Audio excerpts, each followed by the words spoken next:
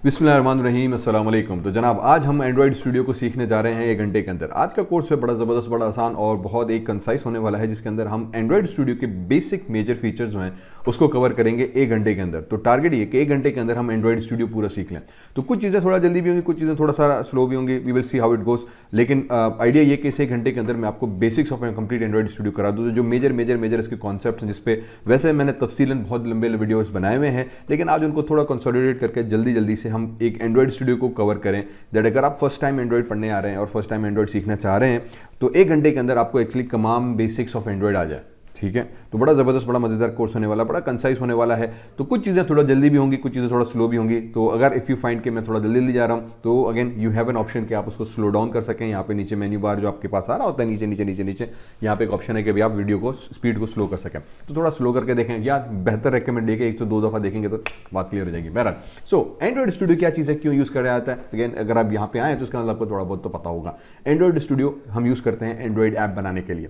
ठीक है, तो हम क्या करने जा रहे हैं, बेसिकली हम कुछ एंड्रॉइड ऐप्स बनाएंगे और उसके थ्रू हम एंड्रॉइड को सीखेंगे कि यार एंड्रॉइड स्टूडियो का इस्तेमाल करते हुए मोबाइल ऐप्स हम कैसे बनाएं, इंशाल्लाह 1 घंटे के अंदर। ठीक है, तो लेट्स जस्ट बिगिन। मेरा नाम डॉक्टर ज़ीशान भट्टी है और अगर इस चैनल पर आने के पहली दफ़ा इत्तफाक हुआ है, एंड्रॉइड मेरे साथ सीखना चाहते हैं और एंड्रॉइड स्टूडियो के ऊपर पूरा अबूर हासिल करना चाह रहे हैं, एंड्रॉइड डेवलपर बनना चाह रहे हैं, तो ज़रूर सब्सक्राइब कीजिएगा, क्योंकि इसके ऊपर बहुत सारे आपको एंड्रॉइड की रिलेटेड वीडियोज़ मिलेंगे। ठीक है जनाब, तो शुरू करते हैं एंड्रॉइड स्टूडियो। अब एंड्रॉइड स्टूडियो क्या है, basically it's a platform, GUI platform है, जिसके तहत हम एंड्रॉइड की एप्लीकेशंस डेवलप करते हैं। ठीक है, it provides us Java code, Kotlin code, XML code and complete GUI, जिसके तहत आप स्टूडियो के अंदर रहते हुए सारा एंड्रॉइड के ऐप डेवलपमेंट बहुत आसानी से, बहुत ईजिली, बहुत क्विकली किए जा सकती है। ठीक है, तो उसीलिए आपको एंड्रॉइड ऐप बनानी है तो उसके लिए एंड्रॉइड स्टूडियो करना मस्ट है। एंड्रॉइड स्टूडियो करने के लिए हम आ जाते हैं सबसे पहले एंड्रॉइड की वेबसाइट के ऊपर developer.android.com। ठीक है, यहाँ पे आने के बाद you can download Android studio, इसको इंस्टॉल करें। ठीक है, इसके इंस्टॉलेशन का स्टेप अब मैंने तो ऑलरेडी किया हुआ, मैं पूरा स्टेप्स नहीं बता रहा, लेकिन बेसिक स्टेप्स एक आपको इंस्टॉल करना पड़ेगा। फ़र्क ये या जो चीज़ ध्यान में रखने वाली है कि बाकी ऐप से कि you need internet connection through out. सिर्फ थोड़ा सा जो टिपिकल प्रोसेस आता है कि इसके एंड्रॉइड के अंदर हमें इंटरनेट कनेक्शन भेजना चाहिए। ठीक है, जब आप डाउनलोड करेंगे तो तकरीबन 1 GB की फाइल आपसे डाउनलोड करेगा। इंस्टॉल करने का तो नॉर्मल इंस्टॉलेशन प्रोसेस है, टेक्निकल नहीं है, लेकिन इंटरनेट चाहिए। इवन ड्यूरिंग इंस्टॉलेशन या आपकी सिस्टम कॉन्फ़िगरेशन के हिसाब से बहुत सारी फाइलें ऑनलाइन डाउनलोड करके इंस्टॉल करते हैं। तो ये 2 दफ़ा एक स्टेप हुआ। फिर जब इंस्टॉल कंप्लीट हो जाता है, इंटरनेट कनेक्टेड रहा, तीसरी दफ़ा जब इंस्टॉल रन करने जाएंगे पहली दफ़ा, तब भी इसको इंटरनेट चाहिए। जब फर्स्ट टाइम एंड्रॉइड आपका रन हो रहा होता है उस वक्त भी इसको कुछ ना कुछ फाइल्स नेट से डाउनलोड करके इंस्टॉल करनी होती हैं, तो उसी दौरान भी आपको एंड्रॉइड स्टूडियो चाहिए। Okay, so once you are done with that everything would be okay and perfect. ठीक है, मेरा कंप्लीट ट्यूटोरियल मौजूद है, मैं लिंक डिस्क्रिप्शन में डाल दूंगा, you can even watch how to install Android Studio completely. ठीक है, तो वंस हमारा इंस्टॉलेशन हो गया, आ जाते हैं हम अपने एंड्रॉइड स्टूडियो के अंदर। तो मेरे पास एंड्रॉइड स्टूडियो ओपन हो गया, न्यू डबल क्लिक किया। हम सबसे पहले हमसे पूछेगा कि भैया क्या करने जा रहे हैं, तो हमने कहा न्यू प्रोजेक्ट बनाते हैं। ठीक है, न्यू प्रोजेक्ट पे आए तो यहाँ पे हमारे पास मल्टीपल ऑप्शंस आ गए, टेम्पलेट्स आ गए कि भाई आप किस तरीके की एक्टिविटी बनाना चाह रहे हैं। We will start with empty activity, but templates के तौर पे बहुत सारे मौजूद हैं, क्योंकि हम फर्स्ट टाइम कर रहे हैं और हम अज्यूमिंग कि आप पहली दफ़ा एंड्रॉइड स्टूडियो मेरे साथ सीखने आ रहे हो और बेसिक है, तो हम एम्प्टी के ऊपर ही काम करते हुए आगे बढ़ेंगे। Then as you start to work with Android, आप मुख्तलिफ टेम्पलेट्स को यूज़ करते हुए डिफरेंट ऐप्स बना सकते हैं। डन, उसके बाद नेक्स्ट कर दिया। अब आ जाते हैं नाम के ऊपर क्या रखने जा रहे हैं, तो मैं यहाँ पे कह दे दूँगा एंड्रॉइड इन 1 आवर। एक मैंने अपने प्रोजेक्ट का नाम दे दिया। ठीक है, उसके बाद पैकेज नेम आ जाते हैं। बाय डिफॉल्ट अगर आप फर्स्ट टाइम एंड्रॉइड चलाने गए तो यहाँ पे एग्जाम्पल लिखा होगा, रिमेंबर वी चेंज दिस। जब आप पहली दफ़ा एंड्रॉइड चलाने जाएंगे तो एग्जाम्पल लिखा होता है। एंड्रॉइड रिकमेंड करता है कि आप कभी भी एग्जाम्पल ना लिखो, आप यहाँ पे इनफैक्ट अपना नाम, प्रोजेक्ट का नाम या अपने सॉफ्टवेयर हाउस का नाम या कंपनी का नाम या कोई दूसरा नाम दे दें ताकि आपके प्रोजेक्ट चेंज हो। वरना क्या होगा, दुनिया के हर प्रोजेक्ट बाय डिफॉल्ट एग्जाम्पल होगा, तो that would create more problem with that. तो यहाँ पे पैकेज नेम को आप अभी से चेंज कर दें, बाद में भी कर सकते हैं, creates a complication. For now हमने यही छोड़ा। लोकेशन कहाँ पे आप सेव करना चाह रहे हैं, this can be any location you want. Language जावा या कॉटलिन, 2 ऑप्शन हमारे पास आते हैं। मैं स्पेसिफिकली जावा को इस्तेमाल करूंगा, आगे कुछ लेक्चर्स में हम फिर कॉटलिन भी करेंगे, so do follow this channel. तो हम कॉटलिन के ऊपर तफसीलन बात आगे करते रहेंगे। आ जाते हैं मिनिमम SDK। अगर आप पहली दफ़ा करने गए तो भाई ये आपसे पूछेगा कि यार आप कौन सी SDK यूज़ करना चाह रहे हैं। ठीक है, this is sometimes quite important. Usually मैं रिकमेंड करता हूँ लॉलीपॉप 5 में इसी को यूज़ कर रहा हूँ, क्योंकि 98% डिवाइसेस को यूज़ कर रहा है। अगर आप इसको चेंज करने गए तो आपको बताएगा कि यार आप कौन से वर्जन पे जा रहे हैं, और हम रिकमेंड करते हैं कि 5, 4, 6 ये स्टेबल वर्जन है, हम इन्हीं के ऊपर काम कर रहे होते हैं, क्योंकि ये वो API पे जब आप काम करोगे तो नेक्स्ट हायर लेवल की सारी कोड जो है, जो जितने भी API उस पर सपोर्टेड हो जाता है। अगर आप बिल्कुल टॉप वाली लेटेस्ट उठाओगे तो वो पुराने मोबाइल पे चलने के लिए खतरा हो जाता है। वो ज़रूरी नहीं कि सारे मोबाइल पे वो ऐप चल सके। ठीक है, तो हमने यहाँ पे API फॉर एग्जांपल 21 सेलेक्ट की, उसके बाद कर देते हैं फिनिश, तो ये हमारा प्रोजेक्ट बनाना शुरू करेगा। अगर आप पहली दफ़ा एंड्रॉइड चला रहे हैं तो अब यहाँ भी आपको 5 से 10 मिनट में भी वेट करना पड़े depending on your network speed on your PC, क्योंकि ये उस वक्त भी कुछ नेट के से फाइलें SDK और ग्रेडल फाइलें नेट से डाउनलोड करके इंस्टॉल कर रहा होगा, ठीक है। लेकिन क्योंकि मैं बार बार चला चुका हूँ तो उम्मीद है कि मुझे ये ज़रूरत नहीं पड़ेगी, लेकिन फर्स्ट टाइम आप चलाने गए तो यही चीज़ है। तो अगेन इंस्टॉलेशन के वक्त ये 3 चीज़ों का ख्याल रखना पड़ता है कि आपने इंटरनेट आपके साथ रहो फर्स्ट टाइम स्पेसिफिकली, कि आप इंस्टॉल करें, डाउनलोड करें, इंस्टॉल करें और फिर जब रन करेंगे तीनों टाइम आपके पास इंस्टॉलेशन में आ जाएगी। उसके बाद हमें जो नेक्स्ट चीज़ चाहिए होती है वो है भाई AVD मैनेजर, ठीक है। तो let me talk about AVD manager. Now AVD manager पे जब हम बात कर रहे होते हैं तो उसके अंदर हमारे पास AVD क्या है, एंड्रॉइड वर्चुअल डिवाइस कहलाती है, यहाँ पे वो इंस्टॉलेशन हो जाती है। एंड्रॉइड वर्चुअल डिवाइस हम यूज़ करते हैं एंड्रॉइड की ऐप को सिमुलेट करके विंडोज़ के ऊपर दिखाने के लिए, क्योंकि मैं एंड्रॉइड पे काम कर रहा हूँ, ऐप डेवलपमेंट कर रहा हूँ, लेकिन विंडोज़ पे दिखाने के लिए मुझे AVD चाहिए होता है। AVD हम यहाँ से इंस्टॉल भी कर सकते हैं, लेकिन ये AVD समटाइम्स बहुत हैवी होता है depending on your PC configuration, ये काफ़ी स्लो भी करता है आपके PC को रन करने में। तो हमने उसकी अल्टरनेटिव लिखा हुआ है BlueStack करके। BlueStack एक सिंपल सा सॉफ्टवेयर है, एंड्रॉइड का एमुलेटर है फॉर विंडोज़। आप इसको नेट से डाउनलोड कर सकते हैं, छोटा सा 2-3 KB का फाइल है, और फिर इसके आप BlueStack पे क्लिक करेंगे तो आपका एमुलेटर रन हो जाएगा। So basically this is my emulator, जिसके अंदर मैं अपनी पूरी एंड्रॉइड की कोई भी ऐप जो है वो रन कर सकता हूँ just like a normal mobile app, और ये कंसिडरेबली लाइट वेट है। तो आप AVD हम यहाँ से भी रन कर सकते हैं, या सेकेंडली हम जो AVD है वो बेसिकली BlueStack करके यूज़ कर रहे हैं। तो मैं इस एग्जाम्पल में BlueStack यूज़ कर रहा हूँ, ये अलग से नेट से डाउनलोड होगा। अगर आप एंड्रॉइड का अपना यूज़ करना चाह रहे हैं तो हम यहाँ पर आ जाते हैं, ठीक है। यहाँ पे आने के बाद डिवाइस मैनेजर में चले गए, डिवाइस मैनेजर में चले गए तो इस वक्त कोई डिवाइस मेरे पास इंस्टॉल नहीं है, this is installing AVD। So we click on create पे आके अब आपसे पूछेगा कि भैया आपने कौन से मोबाइल के लिए AVD करना है, ठीक है। तो हम यहाँ पे कोई ना कोई मोबाइल का सैंपल दे देंगे, फॉर एग्जांपल मैंने Pixel 5 सेलेक्ट कर दिया, then I click on next करेंगे तो अगर आपका इंटरनेट कनेक्टेड है तो यहाँ से आपके पास कुछ इंटरनेट से इसकी फाइल्स वो लेकर आ जाएगा कि यार जो APIs हैं बेसिकली वो हमें लेकर आएगा। अगर नहीं आ रही तो you can click on refresh, hopefully यहाँ पे आ जाएगा। उसके बाद जैसे हमने यहाँ पे API 21 लॉलीपॉप सेलेक्ट की थी, वही API सेलेक्ट करके आप नेक्स्ट करेंगे, वो कुछ 1 GB की फाइल अगेन डाउनलोड करेगा इंटरनेट से और फिर उसको इंस्टॉल कर देगा, ठीक है। So you can run that file as well. अगर आप ये नहीं करना चाह रहे, जैसे मैंने अभी नहीं किया हुआ, तो मैंने BlueStack पे काम किया, तो ये 2 चीज़ें हमारे पास आ जाएंगी। जब आप BlueStack पे काम किया उसके बाद एंड्रॉइड इंस्टॉल किया तो ये आपके पास एमुलेटर 5.5 ऑलरेडी मेरे पास आ गया, मीन्स जब मैं ऐप रन करूंगा तो मेरे ऑटोमेटिकली BlueStack पे आ जाएगा। अगर यहाँ पे एमुलेटर नहीं आ रहा तो what we do is we go inside troubleshooting device, ठीक है। यहाँ पे क्लिक किया, उसके बाद ये आपसे पूछेगा कनेक्टेड डिवाइसेस, वो स्कैनिंग करेगा, आपसे बताएगा कि भाई मैं कौन सी ये डिवाइसेस को यूज़ करना चाह रहा हूँ, डन। अच्छा, यहीं पे रहते हुए मैं अपने मोबाइल फ़ोन को भी डायरेक्टली कनेक्ट कर सकता हूँ। अगर आप एमुलेटर नहीं चला रहे, क्योंकि एमुलेटर समटाइम्स प्रॉब्लम भी करता है, एमुलेटर नहीं चला रहे कोई मसला नहीं है, अपने मोबाइल फ़ोन को उठाएं, USB से कनेक्ट करें, PC के साथ कनेक्ट करें, then come here and click on this same thing. इसी पे आके ट्रबल शूट पे चले जाएं, यहाँ से आपके पास ये ऑप्शन आ जाएगा। अगर आपका डिवाइस आ रही है फैंटास्टिक, नहीं आ रही नथिंग टू वरी, नीचे नेक्स्ट का बटन आ गया, मैंने नेक्स्ट पे क्लिक किया तो ये मुझसे पूछेगा कि इनेबल डीबगिंग मोड। अब मोबाइल के अंदर हमें पता है कि एक डीबगिंग मोड होता है, अगर आपके पास वो इनेबल्ड नहीं है, जो बाय डिफॉल्ट नहीं होता, तो what you can do is scroll down, settings में गए मोबाइल के अंदर, वहाँ पे जाने के बाद आप उसमें AVD के अंदर अपना सेटिंग्स में गए, वहाँ पे आपके पास अबाउट का एक ऑप्शन आता है, उस अबाउट पे हम 8 दफ़ा क्लिक करते हैं, 1 2 3 4 5 6 7 8 9 10, 8 दफ़ा जब आप क्लिक करेंगे तो आपका डेवलपर मोड ऑटोमेटिकली ऑन हो जाएगा। अबाउट के अंदर या स्टेटस, हर मोबाइल का अपना थोड़ा स्पेसिफिक होता है, ठीक है। तो स्क्रॉल किया, सेटिंग्स में गए, अबाउट पे 8 दफ़ा क्लिक किया, या सेटिंग्स पे अबाउट दफ़ा, स्टेटस पे 8 दफ़ा क्लिक किया तो आपका डेवलपर मोड ऑन हो जाएगा। बस तो एक दफ़ा आपको मोबाइल से डेवलपर मोड इनेबल करना है, उसके बाद यहाँ पे वही चीज़ ये बता रहा है, इसके बाद 5 का हुआ नेक्स्ट, तो यहाँ पे आपका जो मोबाइल है वो आ जाएगा। अगर नहीं आया तो रीस्टार्ट ADB सर्वर एक दफ़ा करेंगे तो आ जाएगा। तो अगर आपने BlueStack किया हुआ है तब भी सेम प्रोसेस है, मोबाइल को डायरेक्ट कनेक्ट करने चाह रहे हैं एमुलेटर के साथ तब भी सेम प्रोसेस है। अगर AVD किया हुआ है तो फिर आपको ये चीज़ करने की जरूरत नहीं, तो ऑटोमेटिकली AVD यहाँ पे आ जाएगा, ठीक है। तो ये 3 तरीके हैं मोबाइल को रन करने के। After installing Android Studio you need to have this emulator enabled, तभी फिर हम इसका आउटपुट देख पाएंगे, वरना आउटपुट नहीं देख पाएंगे तो फिर एंड्रॉइड पे काम करने का मज़ा ही नहीं आएगा, ठीक है। तो हमने ये 3 तरीके मैंने आपको वेरी क्विकली बता दिए। एक, आप मोबाइल को डायरेक्टली कनेक्ट कर सकते हैं, दूसरा आप AVD ये BlueStack यूज़ कर सकते हैं, तीसरा फिर आपके पास AVD इटसेल्फ आ जाता है, डिवाइस मैनेजर में जाकर आप AVD इंस्टॉल करते हैं, ठीक है।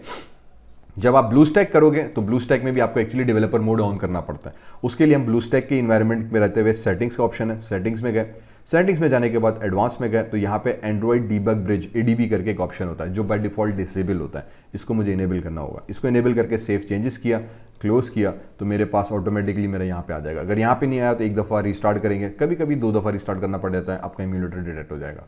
Once it is done, click on finish, तो अब आपका इम्यूलेटर यहाँ पे आ गया, एंड्रॉइड आपका ऑल सेटअप हो गया। So this is all done. तो पहला स्टेप हमारा कंप्लीट हुआ, एंड्रॉइड इंस्टॉल हो गया, AVD सिम्युलेटर्स का हमने सेटअप क्रिएट कर दिया, fantastic. Now part 2, running your first app. तो सबसे पहले हम आ जाते हैं एंड्रॉइड के ऊपर। मैं इसका थोड़ा सा UI का आपका बेसिक्स ओवरव्यू दे देता हूं कि what we are talking about, और फिर हम उसके हिसाब से जो है आगे बात करते हैं, ठीक है। तो अब आ जाते हैं एंड्रॉइड UI के अंदर। एंड्रॉइड के अंदर जब आएंगे तो उसमें बहुत सारे आपको ये कॉम्प्लेक्स UI नजर आएगा, तो थोड़ा सा इसको ब्रेक डाउन करते हैं ताकि बात जरा आसानी से समझ में आ सके। ब्रेक डाउन के हिसाब से ऊपर as we know navigation menu है, कुछ यहाँ पे आपके पास हायरार्की मेन्यू है in terms of your project, यहाँ पे प्रोजेक्ट फोल्डर्स हैं जहाँ पे हम काम कर रहे होते हैं। ये चीज़ बड़ी इंपॉर्टेंट है कि जब आप काम करते हैं तो आपको यहाँ पे ऐप के अंदर एक मैनिफेस्ट फाइल्स हैं, इसके अंदर आपके प्रोजेक्ट का मेटा डेटा है, कुछ मैनिफेस्ट फाइल्स के अंदर हम डेटा रख रहे होते हैं। जावा के अंदर हम जाएंगे, ठीक है, मैं बंद कर देता हूँ। जावा के अंदर जाएंगे तो यहाँ पे जावा का सोर्स कोड फोल्डर मिलता है, जो कि पहले फोल्डर जो मैंने अभी com.zishan.android नाम रखा था, उसी के अंदर मेन एक्टिविटी जावा फाइल आ गई, ठीक है। इस फाइल के अंदर हम सारा जावा का कोड कर रहे होते हैं। अगर हम इस पर डबल क्लिक करें तो ये बाय डिफॉल्ट पहले से ही ओपन है, टैब व्यू बना हुआ है यहाँ पे, इसके अंदर ये जावा का कोड मौजूद है, ठीक है। इसी तरीके से दूसरा फोल्डर है RES फॉर रिसोर्स करके, इस फोल्डर के अंदर आ गया। लेआउट में गए, लेआउट में जाने के बाद हम आ जाएंगे ड्रॉ एक्टिविटी मेन, ये दूसरी फाइल हमारे पास आ गई। इसके ऊपर जब मैंने डबल क्लिक किया तो मेन एक्टिविटी आई, जहाँ पे मुझे एंड्रॉइड मोबाइल का GUI आ रहा है, कुछ कंपोनेंट्स आ रहे हैं, एट्रीब्यूट एडिटर आ रहा है, मैं भी इस पर आता हूँ। तो ये दो फाइल्स पे जिसमें हम प्राइमरीली काम कर रहे होते हैं। उसके बाद भी इसमें बहुत सारी और फोल्डर्स हैं जिनके ऊपर हम वक्तन काम करते रहेंगे, we will work with that. तो ये आपका फोल्डर का स्ट्रक्चर है कि आपका फाइल्स किस तरीके से एंड्रॉइड ने ऑर्गेनाइज की हुई है, ठीक है। जावा के फोल्डर पर आ जाते हैं, सबसे पहले जावा पे आया तो बाकी सारा इंटरफेस गायब हो गया, ये प्योर जावा की फाइल आ गई। इसके ऊपर हम जावा बेस्ड बैकएंड का जो कोड है वो उस पर काम कर रहे होते हैं। एक्टिविटी_मेन पे आ गए तो हमारे पास एक XML की फाइल आ गई। जो ही मैंने इस पर क्लिक किया तो मेरे पास इंटरफेस फिर चेंज हो गया। अब इस इंटरफेस के अंदर मेरे पास क्या नजर आ रहा है, सबसे पहले मोबाइल कि जो यूजर को मोबाइल नजर आएगा वो डेवलपमेंट मोड में हमारे पास नजर आ गया, ठीक है। इसके ऊपर जितने भी मैं UI कंपोनेंट्स बनाऊंगा, यूजर इंटरफेस कंपोनेंट्स, वो यहाँ पे पैलेट की विंडो के अंदर सब चीजें मौजूद है। बहुत जबरदस्त। इसका मतलब ये कि बेसिकली जब आप एंड्रॉइड में काम करते हो तो सारा इंटरफेस ऑलरेडी बनाया, हमने ड्रैग एंड ड्रॉप करके चीजें यहाँ पे रखनी है, बस कुल खलास काम पूरा हो गया, ठीक है। उसके बाद नीचे आ गए कंपोनेंट ट्री के अंदर। ये ट्री भी एक्सट्रीमली इंपॉर्टेंट है। ये ट्री हमें एक्चुअली आउटलाइन देता है, एक हायरार्की देता है कि आपके कंपोनेंट्स किस तरीके से एक दूसरे के ऊपर या एक दूसरे के साथ ऑर्गेनाइज किए हुए हैं। इसका बहुत इंपॉर्टेंट काम है। जब हम मल्टी कॉम्प्लेक्स लेआउट के अंदर जाते हैं तो हमें स्ट्रक्चर प्रोवाइड करता है कि आपका सिस्टम क्या है। इसके अंदर बाय डिफॉल्ट कुछ लेआउट्स हैं, मैं भी लेआउट्स के ऊपर बात कर रहा होता हूँ। फिर जिस कंपोनेंट को आप सेलेक्ट करोगे, बेसिकली वो कंपोनेंट के एट्रीब्यूट्स यहाँ पे आ जाते हैं, जिसकी हम सेटिंग्स एंड प्रॉपर्टीज चेंज कर रहे होते हैं। तो ये 4 मेन सेक्शंस आ गए, प्रोजेक्ट विंडो, पैलेट विंडो, आपका UI विंडो और एट्रीब्यूट्स विंडो। ये 4 हमारे पास सेक्शंस हैं जिनके ऊपर मेजरली सारा काम कर रहे होते हैं। UI के अंदर सारी मोबाइल की डिजाइनिंग होती है, कंपोनेंट्स यहाँ पड़े हैं, हम यहाँ पे अभी बना के दिखाते हैं, आपको ड्रैग एंड ड्रॉप करेंगे। कंस्ट्रेंट लेआउट्स और जो कंपोनेंट ट्री है, इसके अंदर आपका स्ट्रक्चर आता है कि जो कंपोनेंट्स आपने रखे हुए हैं उसका एक स्ट्रक्चर यहाँ पे दिखा देगा, और ये हायरार्की के हिसाब से हम उस पर काम कर रहे होते हैं। जिस कंपोनेंट को हम यहाँ से सेलेक्ट करेंगे तो यहाँ भी सेलेक्ट हो जाएगा, अगर आप चाहें तो इधर से भी सेलेक्ट कर सकते हैं, तो ये सिलेक्शन आ जाएगी। जिस कंपोनेंट में मैं सेलेक्ट करूँगा बेसिकली उसके हमारे पास सेटिंग्स यहाँ पे आती हैं, जिसके साथ जैसे उसका नाम हुआ, टेक्स्ट नेम हुआ, कलर हुआ, थीम हुआ, पैरामीटर्स हुए, साइज हुए, ये सब हम इन सेटिंग्स में आके चेंज कर रहे होते हैं। Got it. तो ये बेसिकली हमारे पास एक छोटा सा UI आ गया। फिर ऊपर आप किस ऐप पे काम कर रहे हैं, उसका इम्यूलेटर, उसको रन करना, उसको बिल्ड करने के कुछ आइकॉन्स आ जाते हैं, ठीक है। इसी तरीके से इस यहाँ पे भी कुछ आइकॉन्स दिए हुए हैं जो कि इस विंडो के स्पेसिफिकली हैं। इनको भी हम वक्तन यूज़ करेंगे, मैं अभी सारा बता दूंगा तो दिमाग में चीज़ें निकल जाएंगी। कुछ चीज़ें हम इसमें आगे इस्तेमाल करते रहते हैं, ठीक है। मैंने कहा ठीक। अब आ जाते हैं उसके बाद यहाँ पे, तो we have a component here, constraint layout, ठीक है, और टेक्स्ट व्यू। अब सबसे पहले हमारे पास ये इटसेल्फ है क्या, तो और ये 2 फाइलें क्यों बनी है, मैं इसको थोड़ा एक्सप्लेन कर देता हूँ।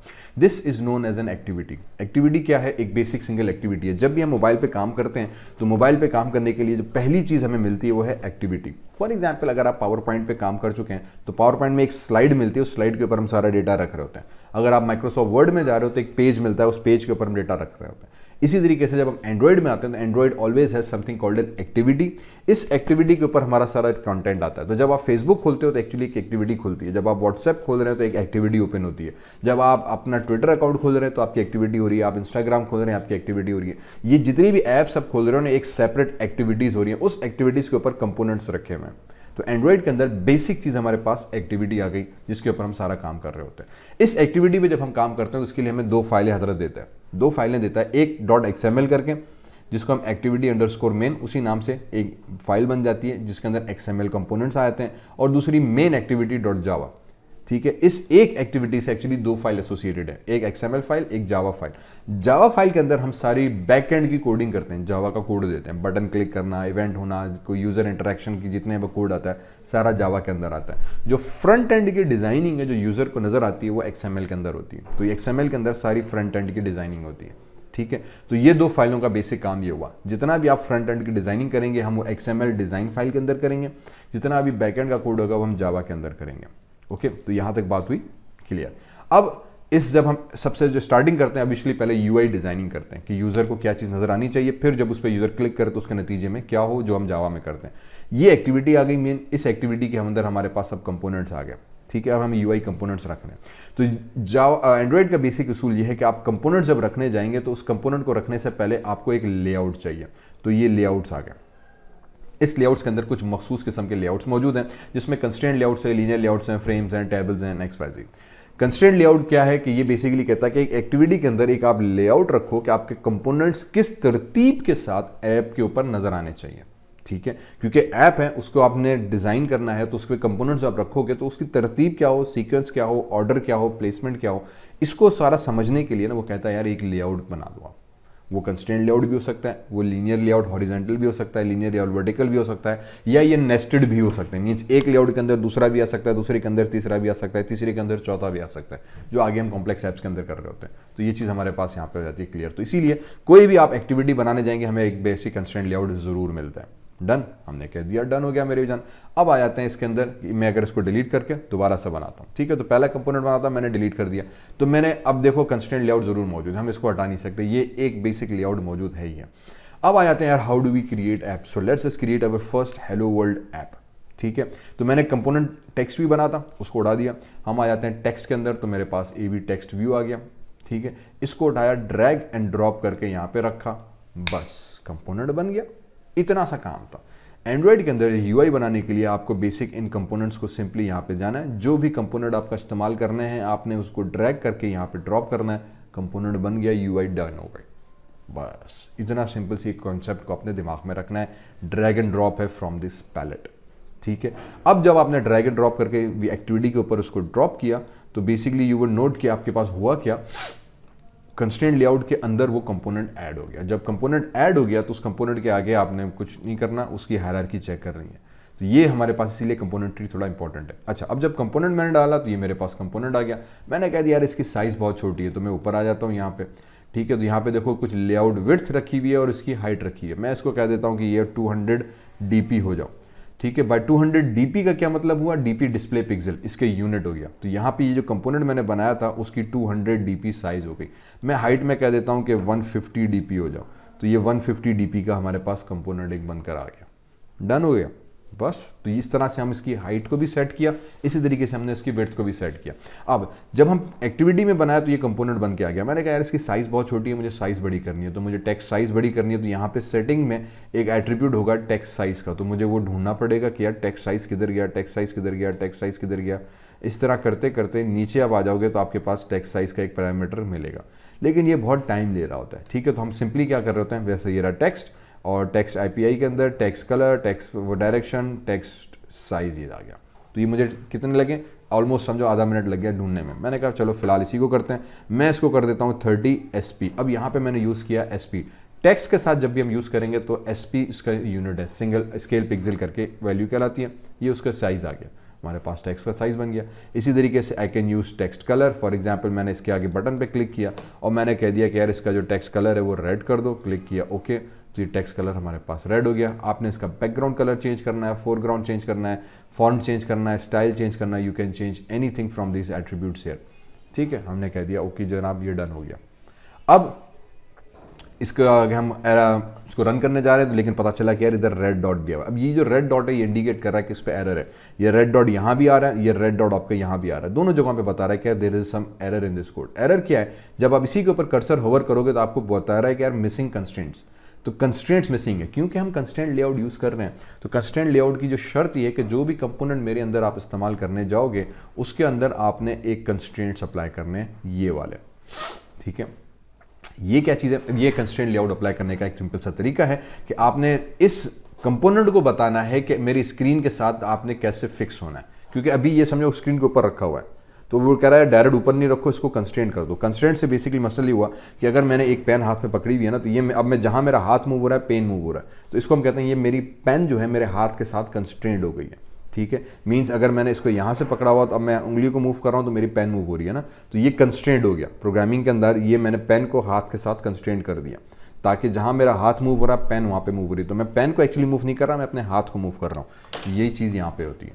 ठीक है, कंस्ट्रेंट लेआउट के अंदर के जब लेआउट आपका चेंज हो, स्क्रीन साइज छोटी हो, बड़ी हो, हॉरिजॉन्टल हो, वर्टिकल हो, लेआउट खुद ही एडजस्ट हो जाए, तो उसके लिए हम यहाँ पे आके क्लिक करते हैं। उसके यहाँ पे बेसिकली 3 तरीके आते हैं फिर कंस्ट्रेंट करने के। मैंने ब्लू डॉट पे क्लिक किया तो ये इसने देखो एरो लगा दिया, इसी तरीके से इस ब्लू डॉट पे क्लिक किया तो उसने लेफ्ट एरो लगा दिया, और ये कंस्ट्रेंट लेआउट्स दोनों हमारे पास हो गए। अब इसका क्या मतलब हुआ कि 105 पिक्सल्स ये लेफ्ट से छोड़कर स्पेस बना, 106 पिक्सल्स उसने राइट से छोड़ के बना, बस।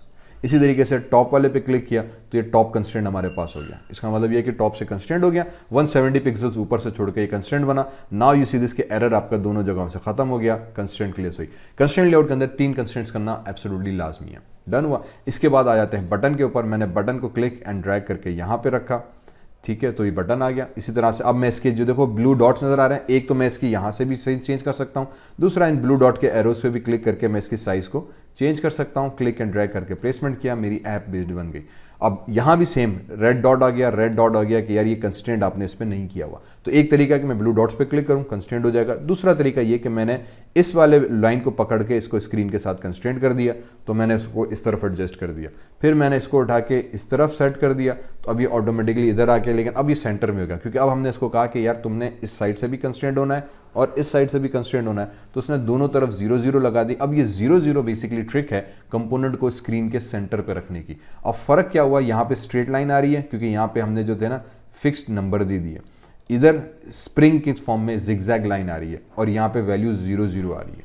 ठीक, ये स्प्रिंग हो गया कि मीन्स अब जब स्क्रीन साइज आपकी बड़ी हो रही है, टैबलेट फॉर्म में पिक्सल छोटे हो रहे हैं, वर्टिकल हो रहा है, this component will always be at centre of your screen. तो ये सेंटर ऑफ योर स्क्रीन का कोड है कि आप लेफ्ट को भी 0 कर दो, राइट को भी 0 कर दो मैन्युअली, तो भी आपका कंस्ट्रेंट हो गया। अब यही चीज़ अगर मुझे इसके साथ करनी है, यहाँ पे अब क्या फ़र्क आएगा, जैसे स्क्रीन चेंज होगी तो ये हमेशा 105 और 107 की साइज़ मेंटेन करने की कोशिश करेगा, जिसकी वजह से उसकी प्लेसमेंट ख़राब होने के चांस बन जाते हैं। तो हम उसूलन इसको भी मैं कर सकता हूँ, यार ये भी 0 हो जाओ और ये भी 0 हो गए। अब ये स्प्रिंग हो गया, मीन्स अब ये हमेशा आपकी स्क्रीन के सेंटर पर नजर आएगा। टॉप से मैं इसको कह देता हूँ कि यार तुम इतनी फासले के साथ रहो। तो ये मेरी पहली ऐप डिज़ाइन हो गई। ठीक है, अब मुझे इसको टेक्स्ट को चेंज करना है। मैंने दोबारा कंपोनेंट सेलेक्ट किया, हम यहाँ पर आ गए और मैंने यहाँ पे कह दिया हेलो एंड्रॉयड, तो मेरे पास हेलो एंड्रॉयड का कोड आ गया। ठीक है, सिंपल क्या किया, इसको सेलेक्ट किया, एट्रीब्यूट एडिटर में गए, टेक्स्ट वाले पैरामीटर को ढूंढा, उस पर जाके टेक्स्ट चेंज कर दिया, टेक्स्ट चेंज हो गया। जैसे अभी हमने कलर चेंज किया था, टेक्स्ट साइज चेंज की थी, वगैरह वगैरह। तो ये मेरे पास मेरी ऐप बन गई। अब इस ऐप को चला के देख लेते हैं भैया ऐप हमारी कैसे लग रही है। तो मैं सिंपली यहाँ पे आके प्ले बटन पे क्लिक करूंगा। जब हम प्ले बटन पे क्लिक करेंगे तो अब बेसिकली नीचे आपको नजर आ रहा है कि ग्रेडल बिल्डिंग कर रहा है। अब यहाँ पे आपकी ऐप को वो पहले बिल्ड करेगा, कंपाइल करेगा, एरर्स चेक करेगा और उसके बाद उसकी एपीके बनाकर आपके इम्यूलेटर के अंदर उसको ऑटोमेटिकली रन करके एग्जीक्यूट करके आपको दिखाएगा। अगर आप इम्यूलेटर रन कर रहे हैं, जैसे मैं इस टाइम ब्लू स्टैक कर रहा हूँ, तो मेरी ऐप ऑटोमेटिकली ब्लू स्टैक में आ जाएगी। अगर आप एवीडी यहाँ पे किया हुआ है एंड्रॉइड का अपना वाला, तो वो वाला इम्यूलेटर स्टार्ट हो जाएगा और उस पर आपकी ऐप नज़र आ जाएगी। ठीक है, अगर आप मोबाइल पे चला रहे हो, तो अगर आपने मोबाइल कनेक्ट किया हुआ है और यहाँ से आपने मोबाइल को डिटेक्ट कराया हुआ है, प्ले करेंगे तो आपकी ऐप यहाँ बिल्ड होकर जब कंप्लीट होगी तो ऑटोमेटिकली आपके मोबाइल पे रन हो जाएगी। खत्म। ठीक है जनाब, हमारे पास सिंपल सिस्टम बन के रेडी हो गया। ठीक है, so let's just wait for this to complete and installation आ गई। ठीक है, यू कैन सी दिस ने आइकॉन बना दिया और मेरे पास मेरा ऐप बनकर रेडी होकर आ गई। ठीक है, अब यहाँ पे क्या हुआ, हेलो वर्ल्ड और बटन ऊपर चला गया। अब ये चीज़ आई, अब बटन ऊपर क्यों गया ये पहला मसला, लेकिन ऐप मेरी एटलीस्ट रन होकर आ गई and we have build our first Android app. Very simple, very basic app बन गई। अब बटन ऊपर क्यों गया, सिर्फ हमें उस चीज़ को लॉजिक को देखना है कि यार बटन भाई ऊपर क्यों गया, ये क्या जगड़ हो गई। तो वापस नीचे आ गए, मैं बटन पे गया तो देखो रेड डॉट अभी भी आ रहा है। ठीक है, अब मैं रेड पे गया तो उसने होवर किया कर्सर तो बता रहा है मिसिंग कंस्ट्रेंट, अभी भी कंस्ट्रेंट मिसिंग है। कौन सा कंस्ट्रेंट मिसिंग है नीचे आके, तो यार आपने देखो लेफ्ट और राइट तो किए थे, टॉप और बॉटम में से रह गया। इसके हिसाब से एटलीस्ट 3 कंस्ट्रेंट होना लाजमी है, लेफ्ट और राइट मस्ट है, और फिर टॉप और बॉटम में से कोई एक कंस्ट्रेंट आप जरूर करो। अब इसको ये पता नहीं चल रहा है कि यार इसकी पोजीशन कहाँ पे फिक्स किया आपने, रखा तो इधर है लेकिन अभी आपने कंस्ट्रेंट करके फिक्स नहीं किया, ये इधर फिक्स होगी, ऊपर होगी, नीचे होगी, तो जब ऐप चलाई ना तो उसने स्क्रीन को ऊपर रख दिया, यहाँ से तो सेंटर किया, इसको ऊपर लेगा क्योंकि आपने टॉप से पोजीशन तो फिक्स की नहीं है। अब मैं क्या करूँगा, इसको सेलेक्ट किया, इस वाले बॉक्स पे भी कर सकता हूँ, इधर से भी कर सकता हूँ, दोनों तरीके से मैंने इसको उठाया और मैंने इस कंपोनेंट के साथ इसको कंस्ट्रेंट करा के थोड़ा नीचे लेकर आ जाता है। ठीक है, मेरे पास का अब क्या हुआ, अब जब मैं इधर आ गया ना तो ये देखो बता रहा है 92 पिक्सल्स फ्रॉम दिस कंपोनेंट। अब इसका मतलब ये हुआ कि ये इस कंपोनेंट से 92 पिक्सल्स की तरफ नीचे आ गया, बस खत्म कहानी। अब जब आप दोबारा रन करने गए तो मैं सिंपली इस पर क्लिक करूंगा, अब होपफुली थोड़ा सा जल्दी करेगा क्योंकि बाकी चीज़ें बना चुका है ये लेकिन दोबारा बनाएगा, कंपाइल करेगा, चेक करेगा, मेरी ऐप बन की, यहाँ पे लोगो भी आ गया, एंड होपफुली अब ये इंस्टॉलेशन करने गया तो ऑटोमेटिकली इंस्टॉल करके अब मेरा बटन सही जगह पे आ गया, मेरी पहली ऐप बन गई जनाब, कंग्रेचुलेशंस, हम पहली ऐप बना चुके। बहुत सिंपल सा लॉजिक, बहुत बेसिक कॉन्सेप्ट हुआ, ऐप हमारे पास बनकर रेडी हो गई, डन हुआ, बस खत्म। अब आ जाते हैं इसको थोड़ा और एडवांस लेके चलते हैं। एडवांस क्या लेके चलते हैं कि मैं कहता हूँ कि यार ये तो यहाँ पे बना, पार्ट 3 में आ जाते हैं। पार्ट 3 के अंदर अब हम कहते हैं कि यार let's just create a simple counter है, ठीक है, जो मैंने पहले तफसीलन एक लंबा लेक्चर बनाया हुआ है, अब मैं थोड़ा क्विकली चलाएंगे। अब हमारा आइडिया ये कि जब ये बटन है तो फॉर एग्जाम्पल इस बटन को मैं चेंज करूँ तो मेरा टेक्स्ट यहाँ पे चेंज हो जाए या इस पर कंटेंट हमारा चेंज हो जाए, तो how do we do that. ठीक है, अब बटन के ऊपर मैं जब क्लिक करूं तो ये टेक्स्ट मेरा चेंज हो जाए, इसके लिए हम आ जाते हैं पहले सबसे बटन के ऊपर, स्क्रॉल किया, एट्रीब्यूट एडिटर के अंदर आए तो एक चीज़ कहलाती है आईडी। इस आईडी का बहुत ज़बरदस्त काम है भाई, ठीक है, आईडी से हम इस बटन का नाम रखते हैं और उस नाम से फिर इसको आगे हम कोडिंग में इस्तेमाल करेंगे।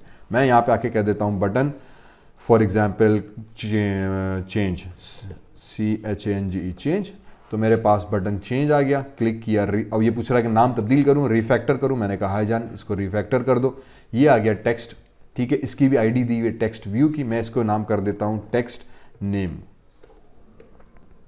ठीक है, तो ये मेरे पास टेक्स्ट नेम आया, एंटर प्रेस किया तो पूछेगा भाई इसको रीनेम करूं, रिफैक्टर करूं, मैंने कहा यस, इसका नाम तब्दील करो, तो दोनों का नाम हमने तब्दील कर दिया। नाउ यू कम हियर, तो अब आपको देखो यहाँ पे कंपोनेंट ट्री के अंदर भी बता रहा है कि कंस्ट्रेंट लेआउट है, उसके अंदर आपने एक टेक्स्ट नेम बनाया, चेंज बटन बनाया और ये आपने उसके नेम्स को तब्दील किया हुआ। ठीक है, तो अब बटन चेंज हो गया बट टेक्स्ट नेम हो गया, दोनों नाम तब्दील हो गए। हमने कहा जबरदस्ती, अब मुझे इसकी करनी है कोडिंग। कोडिंग के लिए हम आ जाएंगे जनाब जावा के अंदर। जावा के अंदर आया तो जावा के अंदर बेसिकली अगर आप आ जाओगे तो आपका पैकेज का नेम आ गया। ठीक है, इंपोर्ट स्टेटमेंट में डिफॉल्ट ऐप कंपेटिबिलिटी करके एक कोड आ गया, उसके बाद इंपोर्ट ओएस बंडल के एक फाइल उसने इंपोर्ट कराई हुई है, फिर पब्लिक क्लास मेन एक्टिविटी, अब ये आपकी मेन एक्टिविटी बनी जो इस नाम से था, एक्सटेंड्स ऐप कॉम्पैक्ट एक्टिविटी। अब इस बेसिक फाइल के अंदर एंड्रॉइड की सारी बैकएंड का कोड है। ठीक है, इसके अंदर सारा एंड्रॉइड का बैकएंड का कोड है जिसको हमने एक्सटेंड किया तो ऑटोमेटिकली मेरे एंड्रॉइड का कोड बन गया। अब इस एंड्रॉइड के अंदर सबसे पहले ऑन क्रिएट का एक मेथड है जो डिफॉल्ट है और उसको इसने ओवरराइड किया हुआ है। मतलब ये कि ये वो मेथड है जो एक्चुअली ऐप कंपैटिबिलिटी के अंदर डिक्लेयर्ड है। ठीक है, तो हम इस मेथड को सिर्फ ओवरराइड कर रहे हैं। अब हम ओवरराइड कैसे करेंगे, अब मेरा आइडिया ये है कि भाई मैंने एक ऑब्जेक्ट जो डिक्लेयर किए हैं वो एक XML फाइल के अंदर है जिसमें टेक्स्ट है, बटन है, दोनों को हमने नाम दे दिया, टेक्स्ट को टेक्स्ट नेम कर दिया, बटन को बटन चेंज कर दिया। अब मैं आ जाता हूँ जावा के अंदर। अब मुझे जावा एक अलग फाइल है, एक्टिविटी अलग फाइल है। ठीक है, XML वाली जो फाइल थी। अब XML में मैंने कंपोनेंट्स डिजाइन किए हैं, जावा में मुझे उन कंपोनेंट्स को कॉल करा के उसको चेंज करना है या उसके ऊपर ऑपरेशंस परफॉर्म करना है। ठीक, तो बात समझने की यहाँ पे करो। हमने पहले कहा था कि जब हम एंड्रॉइड में काम करते हैं एवरीथिंग इसका एक्टिविटी। ठीक है, और ये एक्टिविटी हमारा डिजाइन फेज है, ये डिजाइनिंग हम XML फाइल के अंदर करते हैं। ठीक है, XML फाइल के अंदर डिजाइनिंग कर दी, अब मुझे जावा के अंदर जाके उसकी बैकएंड की कोडिंग करनी है। तो एक फाइल में डिजाइनिंग हुई है, दूसरी के अंदर हम कोडिंग कर रहे हैं। तो अब एक फाइल जिसमें हमने डिजाइनिंग की है, ये डेटा मुझे कोडिंग वाली जावा के अंदर रीड कराना है। उसका क्या तरीका है, बहुत सिंपल सा तरीका है। सबसे पहले हम बना देंगे बटन। ठीक है, मैंने बटन नाम दे दिया, कोई भी वेरिएबल इज इक्वल्स टू, एक मेथड हम यूज करते हैं फाइंड व्यू बाय आईडी का। इससे हम क्या करेंगे, हम फाइंड करेंगे वो कंपोनेंट जो मैंने डिजाइन वाली XML फाइल के अंदर बनाया। इसका कोड हम लिखेंगे r.id डॉट और फिर फॉर एग्जांपल बटन चेंज जो हमने वहां पे नाम देकर आए। ठीक है, ये वो कोड है जिससे मैं इस फाइल के अंदर जो बटन डिफाइंड था उस बटन को जावा के अंदर रीड करा रहा हूं। ये जावा का एक ऑब्जेक्ट आ गया बटन, उसका वेरिएबल ऑब्जेक्ट नेम आ गया बटन का, फाइंड व्यू बाय आईडी करके r.id। अब r बेसिकली रूट का एक बेसिकली ऑब्जेक्ट है, root.id मींस रूट एक क्लास है, उसके अंदर आईडी है, उसके अंदर बटन चेंज है। तो ये एक बाय डिफॉल्ट कोड आ जाता है। बटन चेंज वो नाम था जो मैंने बटन चेंज यहाँ पे नाम दिया। ठीक है, इस लाइन से मेरे पास कंटेंट आ गया। अब यहाँ पे एरर आ गया, एरर ये आ रहा है कि भाईजान ये बटन उसको नहीं मिल रहा। अब एंड्रॉइड में एरर कैसे रिमूव करते हैं, इसी के ऊपर मैं अल्टर एंटर प्रेस करूंगा तो ऑटोमेटिकली वो हेल्प दे देगा कि यार इस एरर को रिजॉल्व कैसे किया जाए। लाइन लिखी, इसके ऊपर अल्टर एंटर प्रेस किया, आ गया मसला हल, भाईजान इसको इंपोर्ट करना है, बस इंपोर्ट पे क्लिक किया, एरर खलास। क्यों खलास हुआ? क्योंकि उसने ऑटोमेटिकली इंपोर्ट एंड्रॉइड विजेट बटन, इस पैकेज जो पहले नहीं था इसको इंपोर्ट करा दिया, बटन का एरर खत्म हुआ। इसी तरीके से आ जाते हैं आगे दूसरा टेक्स्ट व्यू के ऊपर। तो मैं टेक्स्ट व्यू उठा लेते हैं हम, तो टेक्स्ट व्यू उठाया, फॉर एग्जांपल इसको मैं टेक्स्ट कर देते हैं, इज इक्वल्स टू सेम तरीका फाइंड व्यू बाय आईडी करेंगे कि एक कंपोनेंट ढूंढ करो जो XML में है r.id, जिसकी डिफॉल्ट पैकेज है, और इसका कंपोनेंट का नाम दे दिया जो टेक्स्ट नेम करके होगा, ठीक है। आगे सेमीकोलन लगाया, तो इससे हमारे पास क्या हुआ कि हमने उसको इसको खत्म किया और इसको सेमीकोलन लगा दिया। इससे क्या हुआ, हमने दोनों कंपोनेंट्स को ढूंढ किया। अब ऑन क्लिक इवेंट लिसनर हम कैसे लगाएं कि जब मैं बटन पे क्लिक करूं तो वो टेक्स्ट को चेंज कर दे। तो हम यहां पे क्या करेंगे, हम लगाएंगे button dot set on click listener. जैसे ही ऑन क्लिक लिखना, टूल टिप आ गई, एंटर प्रेस किया, कोड आ गया। ऑन क्लिक लिसनर का हमने एक फंक्शन बनाया। इस फंक्शन को मुझे आर्गुमेंट्स देने, क्या आर्गुमेंट देने, 2 आर्गुमेंट्स हम देंगे, सिंगल एक आर्गुमेंट देंगे, 2 चीजें करेंगे। पहले मैंने लिखा न्यू और फिर मैं लिखूंगा व्यू, वी कैपिटल। तो व्यू लिखा तो देखो टूल टिप में खुद ही पूरा कोड लिखा हुआ आ गया। ये बेस्ट चीज है, इस कोड को समझो आप। इसको जैसे मैं व्यू ऑन क्लिक लिसनर, पहला मेथड ग्रीन कलर का ही बटन है, इस पर क्लिक किया, मेरे पास पूरा कोड लिखा हुआ आ गया। ये ऑन क्लिक लिसनर का कोड हमने लगा दिया। अब मैं क्या करूंगा, अब मैं कह दूंगा कि यार ये जो टेक्स्ट हमने बनाया था डॉट, इसका सेट टेक्स्ट चेंज कर दो। एक मेथड हम कॉल करेंगे कि एंड्रॉयड क्लास बाय, ठीक है, मैं यहाँ पे अपना नाम दे दिया, तो ये मेरे पास टेक्स्ट चेंज हो गया। अब हमने क्या किया, हमने कहा कि यार ये जो टेक्स्ट अभी हमने बनाया था उसका सेट टेक्स्ट करो, क्योंकि टेक्स्ट हमने रखा है, मुझे टेक्स्ट तब्दील करना है इस क्लिक के ऊपर। तो मैं सेट टेक्स्ट कॉल करूंगा और टेक्स्ट की स्ट्रिंग चेंज कर दूंगा। अब लॉजिक क्या बेटी कि जैसे ही मैं बटन पे क्लिक किया तो बटन के ऊपर हमने फंक्शन कॉल किया सेट टेक्स्ट का, टेक्स्ट के वाले ऑब्जेक्ट के ऊपर, और कंटेंट चेंज हो जाएगा। इसको दोबारा एग्जीक्यूट करा देते हैं, तो ये हमारे पास यहाँ पे कोड रन हो गया। तो कोड हमारा रन हो गया। Click on button, now you can see this text हमारे पास चेंज हो गया। इफ यू वांट, मैंने इसको क्लिक किया, मल्टी में गए एंड मैंने इस ऐप को क्लोज कर देते हैं। जो हमारी बाकी ऐप्स खुली हुई हैं उसको भी मैंने जो टेस्टिंग के लिए बनाई हुई थी, वापस आ गया। एंड्रॉइड 1 आवर का आइकॉन आ गया, मैंने इस पर क्लिक किया, मेरी ऐप आ गई, हेलो वर्ल्ड लिखा हुआ है। जैसे ही बटन पे क्लिक किया टेक्स्ट चेंज हो गया, ठीक है। तो ये हमारे पास पहला ऑन क्लिक का इवेंट हुआ। सो दिस वे भी हम किसी भी चीज़ के ऊपर, बटन के ऊपर क्लिक लगा सकते हैं by simply writing this particular code. Got it? Wonderful. अब इसी चीज़ को आगे एक और एग्जाम्पल के तहत करके देखते हैं, ठीक है। ओके, तो वापस आ गए। अब यहाँ पे आके मैंने बटन जो हमने बेसिक कोड बनाया था, लेट मी डिलीट दिस, जो टेक्स्ट बनाया था लेट मी डिलीट दिस, तो हमारे पास कंस्ट्रेंट लेआउट आ गया। अगर आप फर्स्ट टाइम ये बनाने जा रहे हैं तब भी बेसिक यहीं पे आगे कहानी। Now let's just create something different. For example एक हमने कॉमनली में टास्क करते हैं काउंटर का, जो बेसिक टास्क हमारे पास आता है कि जब मैं बटन पे क्लिक करूं तो सिर्फ टेक्स्ट चेंज ना हो, बल्कि टेक्स्ट के अंदर हम एक नंबर फॉर्म में दे दें और काउंटर हमारे पास तब्दील होता रहे। How do we do that? Let's do it. तो मैंने ऐप खोली, कंस्ट्रेंट आया। जब फर्स्ट टाइम आप ऐप खोलने जाएंगे तो यहाँ पे आपके पास कंपोनेंट ट्री आ जाएगा, टेक्स्ट भी आ जाएगा, उसको आप डिलीट कर दें, उसी को यूज करें, टोटली आपकी मर्जी। मैंने सारे कंपोनेंट्स डिलीट कर दिए। मैं वापस यहाँ पे आता हूँ, मैंने एक टेक्स्ट व्यू उठा के यहाँ पे रखा, ठीक है। इस टेक्स्ट व्यू के अगेन एज अ सेट कि आप इसकी साइज भी इंक्रीज कर सकते हैं, तो बॉर्डर ब्लू बॉक्स पे क्लिक करके हमने साइज बड़ी कर दी। यहाँ पे एट्रीब्यूट्स में आ गए। अब यहाँ पे मैं इसकी कंपोनेंट्स ढूंढ भी सकता हूँ, मैं हाइड भी कर सकता हूँ। इस वक्त मुझे इसको यहाँ पे एज अ हेडिंग के तौर पे रखना है, तो मैं यहाँ पे आ जाता हूँ। इसी व्यू के अंदर एट्रीब्यूट्स में आके हॉरिजॉन्टली हम अलाइन कर देंगे, तो ये हॉरिजॉन्टली अलाइन हो गया। अब एट्रीब्यूट्स में आगे बजाय कि मैं ढूंढूं, मैंने सर्च पे क्लिक किया और मैंने साइज लिख दिया, तो मेरे पास टेक्स्ट साइज आ गई। तो ये सर्च का ऑप्शन है, अगर आपको कंपोनेंट का नाम याद है बड़ी आराम से आप कर सकते हो। यहाँ पे फॉर एग्जाम्पल मैंने 40 SP कर दिया, 40 SP इसकी कंपोनेंट की साइज लिख दी, सॉरी 40 SP। तो ये टेक्स्ट साइज हमारे पास बड़ा हो गया। हमने कहा फर्स्ट क्लास। इसको हटा के हम सिंपली यहाँ पे टेक्स्ट लिख लेते हैं, तो ये मेरे पास टेक्स्ट आ गया। इसको मैंने नाम दे दिया काउंटर का, तो मेरे पास काउंटर की ऐप बन गई, ठीक है। काउंटर ऐप हम कर देते हैं इसका नाम, तो ये काउंटर ऐप हमारे पास रेडी हो गई। उसके बाद मुझे क्या करना है, इसका कलर चेंज करना है, तो मैं कलर पे आ जाता हूँ, तो टेक्स्ट कलर आ गया हमारे पास। तो जो कंपोनेंट अगर आपको याद है, आप सर्च करते हो आपके सामने आएंगे, तो ये बहुत ढूंढना आसान हो जाता है, काम करना आसान हो जाता है। फॉर एग्जाम्पल मैंने इसको पर्पल दे दिया, तो मेरे पास ये पर्पल हो गया। मुझे बैकग्राउंड कलर चेंज करना है, तो मैं यहाँ पे आके सिंपली लिख दूंगा BAC के बैक, तो बैकग्राउंड हमारे पास कलर आ गया। मैं कलर पिकर को क्लिक करके बैकग्राउंड कलर कोई भी हम उठा सकते हैं। फॉर एग्जाम्पल इस सूरत में मैं कोई लाइट येलो सा कलर दे देते हैं, तो बैकग्राउंड कलर भी हमारे पास चेंज हो गया। आपने इसकी विड्थ चेंज करनी है, तो आप इसको बंद करो, अगेन ये विड्थ का ऑप्शन यहीं पे दिया हुआ है। फॉर एग्जांपल मैं इसको 200 DP कर देते हैं, तो ये 200 DP हो गया, ठीक है। इसको आपने अलाइनमेंट सेंटर पे करनी है। अगेन ये कुछ प्रॉपर्टीज हैं जो हम चेंज करते जाते हैं। You can do this as you like, और ये हर दफ़ा पे कर रहे होते हैं, हर ऐप के अंदर हमें छोटी मोटी चेंजेस कर रहे होते हैं। अब देखो यहाँ पे अलाइनमेंट इसकी नहीं है, तो मैंने अगेन सर्च पे गया, ALIGN अलाइनमेंट लिखा, तो टेक्स्ट अलाइनमेंट आ गई। एरो पे क्लिक किया, हमने सेंटर करा दिया भाईजान को, तो टेक्स्ट हमारे पास सेंटर पे हो गया। ऐप लिखा था, ऐप का जो लफ्ज़ है वो नीचे चला गया, जिसका मतलब ये कि मैं इसकी साइज़ को थोड़ी सी और बड़ी कर सकता हूँ। तो मैं यहाँ से मैन्युअली भी उठा के कर दूँ, मैं यहाँ पे पिक्सल बताऊँ, मेरी टोटली मर्जी, मेरे पास काउंटर ऐप का बन गया। अगेन अब यहाँ पे अलाइनमेंट के लिए मैंने इस एरो पे क्लिक करके हॉरिजेंटली किया था तो ऑटोमेटिकली हॉरिजेंटली सेंटर अलाइनमेंट हो गई। अगर आप चेक करना चाहें तो कंस्ट्रेंट में आ जाएंगे 0 0 0 0 इज अ की, कि जिसके तहत जब आप दोनों वैल्यूज लेफ्ट एंड राइट 0 0 देंगे तो कंपोनेंट ऑटोमेटिकली सेंटर लाइन हो जाएगा। टॉप रहता है, मैंने टॉप वाले ब्लू पे क्लिक कर दिया तो टॉप से हो गया ब्लू। अब दिस बेसिकली मींस कि हमेशा 41 पिक्सल्स ऊपर से गैप देगा, तो जो भी स्क्रीन साइज बनेगी ये फिक्स्ड रहा और ये सेंटर पे रहा, तो जो स्क्रीन की साइज रहेगी ऊपर से हमेशा 41 पिक्सल्स का गैप आएगा, बाकी लेफ्ट एंड राइट जो है वो भी स्क्रीन के सेंटर पे आ जाएंगे। ये कंस्ट्रेंट लेआउट का सबसे इंपॉर्टेंट एस्पेक्ट है। You have to give constraints और वो आपको फिर किस हिसाब से आप अपने दे सकते हैं। 0 0 कर देते हैं तो ऑटोमेटिकली सेंटर बन गया।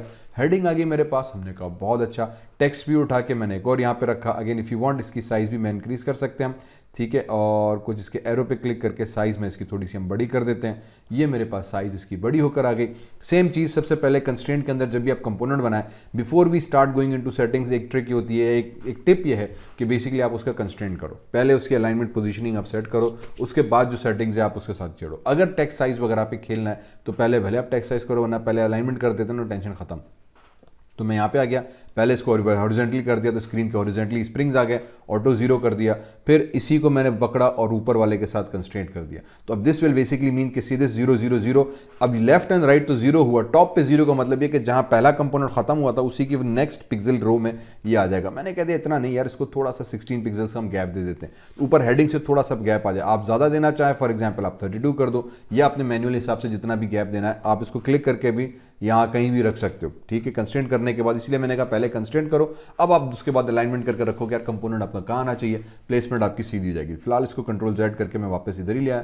मैंने कहा इतने तो सी चंगे हो। एट्रीब्यूट्स में आके अभी मैं साइज को सर्च करता हूँ तो टेक्स्ट साइज आ गया। फॉर एग्जाम्पल इसका मैं 100 SP साइज कर देते हैं हम, तो मेरे पास बहुत बड़ा टेक्स्ट आ गया। मैंने कहा बहुत अच्छी बात है, इसको क्लियर किया और टेक्स्ट में अंदर आ गए हम। टेक्स्ट वाले के ऊपर टेक्स्ट में आके मैंने 0 लिख दिया, क्योंकि अब मेरा काउंटर नंबर की फॉर्म में यहाँ पे कंटेंट चाहिए, तो नंबर के फॉर्म में कंटेंट आ गया।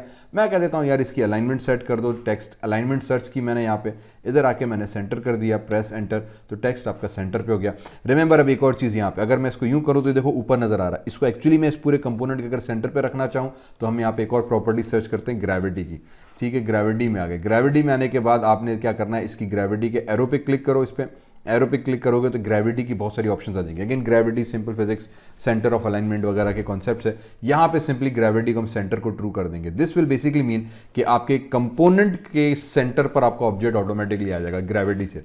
Text alignment left right vertical justification हम उसको कहते हैं। ग्रेविटी किसी भी कंपोनेंट के ऊपर अप्लाई होती है, टेक्स्ट के लिए जरूरी नहीं है। एवरी कंपोनेंट के ऊपर हम ये सेटिंग्स, और ये सारी सेटिंग्स किसी भी के ऊपर, आप बटन के ऊपर, टेक्स्ट के ऊपर, इमेज के ऊपर, टेक्स्ट फील्ड के ऊपर, ये सेटिंग्स सबके ऊपर अप्लाई हो सकती है। तो इसलिए एक दफा समझ में आ गई, कहीं भी अप्लाई कर दी, ग्रेविटी लगा दी, कंपोनेंट आपके सेंटर में आ गया। Now you can come here, और अब आप देखोगे कि एक चीज क्या हुई कि डिक्लेयर्ड एट्रीब्यूट्स के जो हेडिंग है उसके नीचे ये प्रॉपर्टीज आ गई।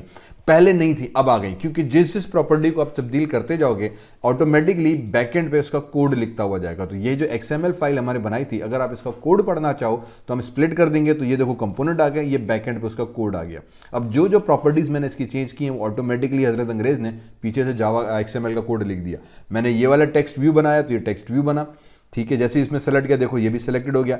इसके अंदर जो प्रॉपर्टीज हमने चेंज की हैं एट्रीब्यूट एडिटर से, वो ऑटोमेटिकली यहाँ पे उनका कोड लिखा हुआ आ गया। आप चाहे तो ये कोड अगर याद है तो आप खुद से भी लिख सकते हो, नो प्रॉब्लम विद दैट। लेकिन हम क्या करते हैं, हमने कह दिया यार हम तो ऑटो काम करने वाले हैं, जब विजुअली हो रहा है तो हम इतनी कोड की मेहनत क्यों करें। इसीलिए एंड्रॉइड बड़ा आसान है। तो जब आप डिजाइन व्यू पे गए, कोड गायब हो गया, आप फिजिकली यहाँ पे कर रहे हो, तो क्योंकि जो कोड आप चेंज करते जा रहे हो वही यहाँ पे ऐड हो रहा है। वरना बाय डिफॉल्ट बहुत सारी एट्रीब्यूट्स हैं, तो जिन को आप चेंज करोगे ना बेसिकली वो यहाँ पे आ रही है, बाकी वरना डिफॉल्ट प्रॉपर्टीज पे काम कर रहा है।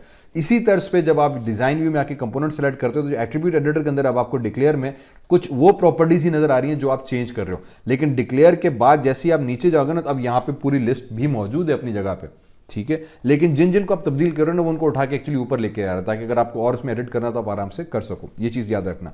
100 आ गई, फॉर एग्जांपल मैं 120 SP कर दिया, तो क्योंकि मेरे पास अभी ऊपर आ गया तो ढूंढना आसान रहा, मुझे बार बार सर्च करने की जरूरत नहीं पड़ेगी। बेसिक आइडिया ये। तो मेरे पास एक काउंटर का टेक्स्ट आ गया, फिर बटन उठाया, अब again remember drag and drop किया, मेरे पास बटन बनकर आ गया। खलास, बहुत सिंपल, बहुत सादा सी जबान हो गई। चलें जी, बटन की भी साइज हम थोड़ी सी और बड़ी कर देते हैं, ठीक है, और इसको भी मैं उठा के इधर रख लेते हैं।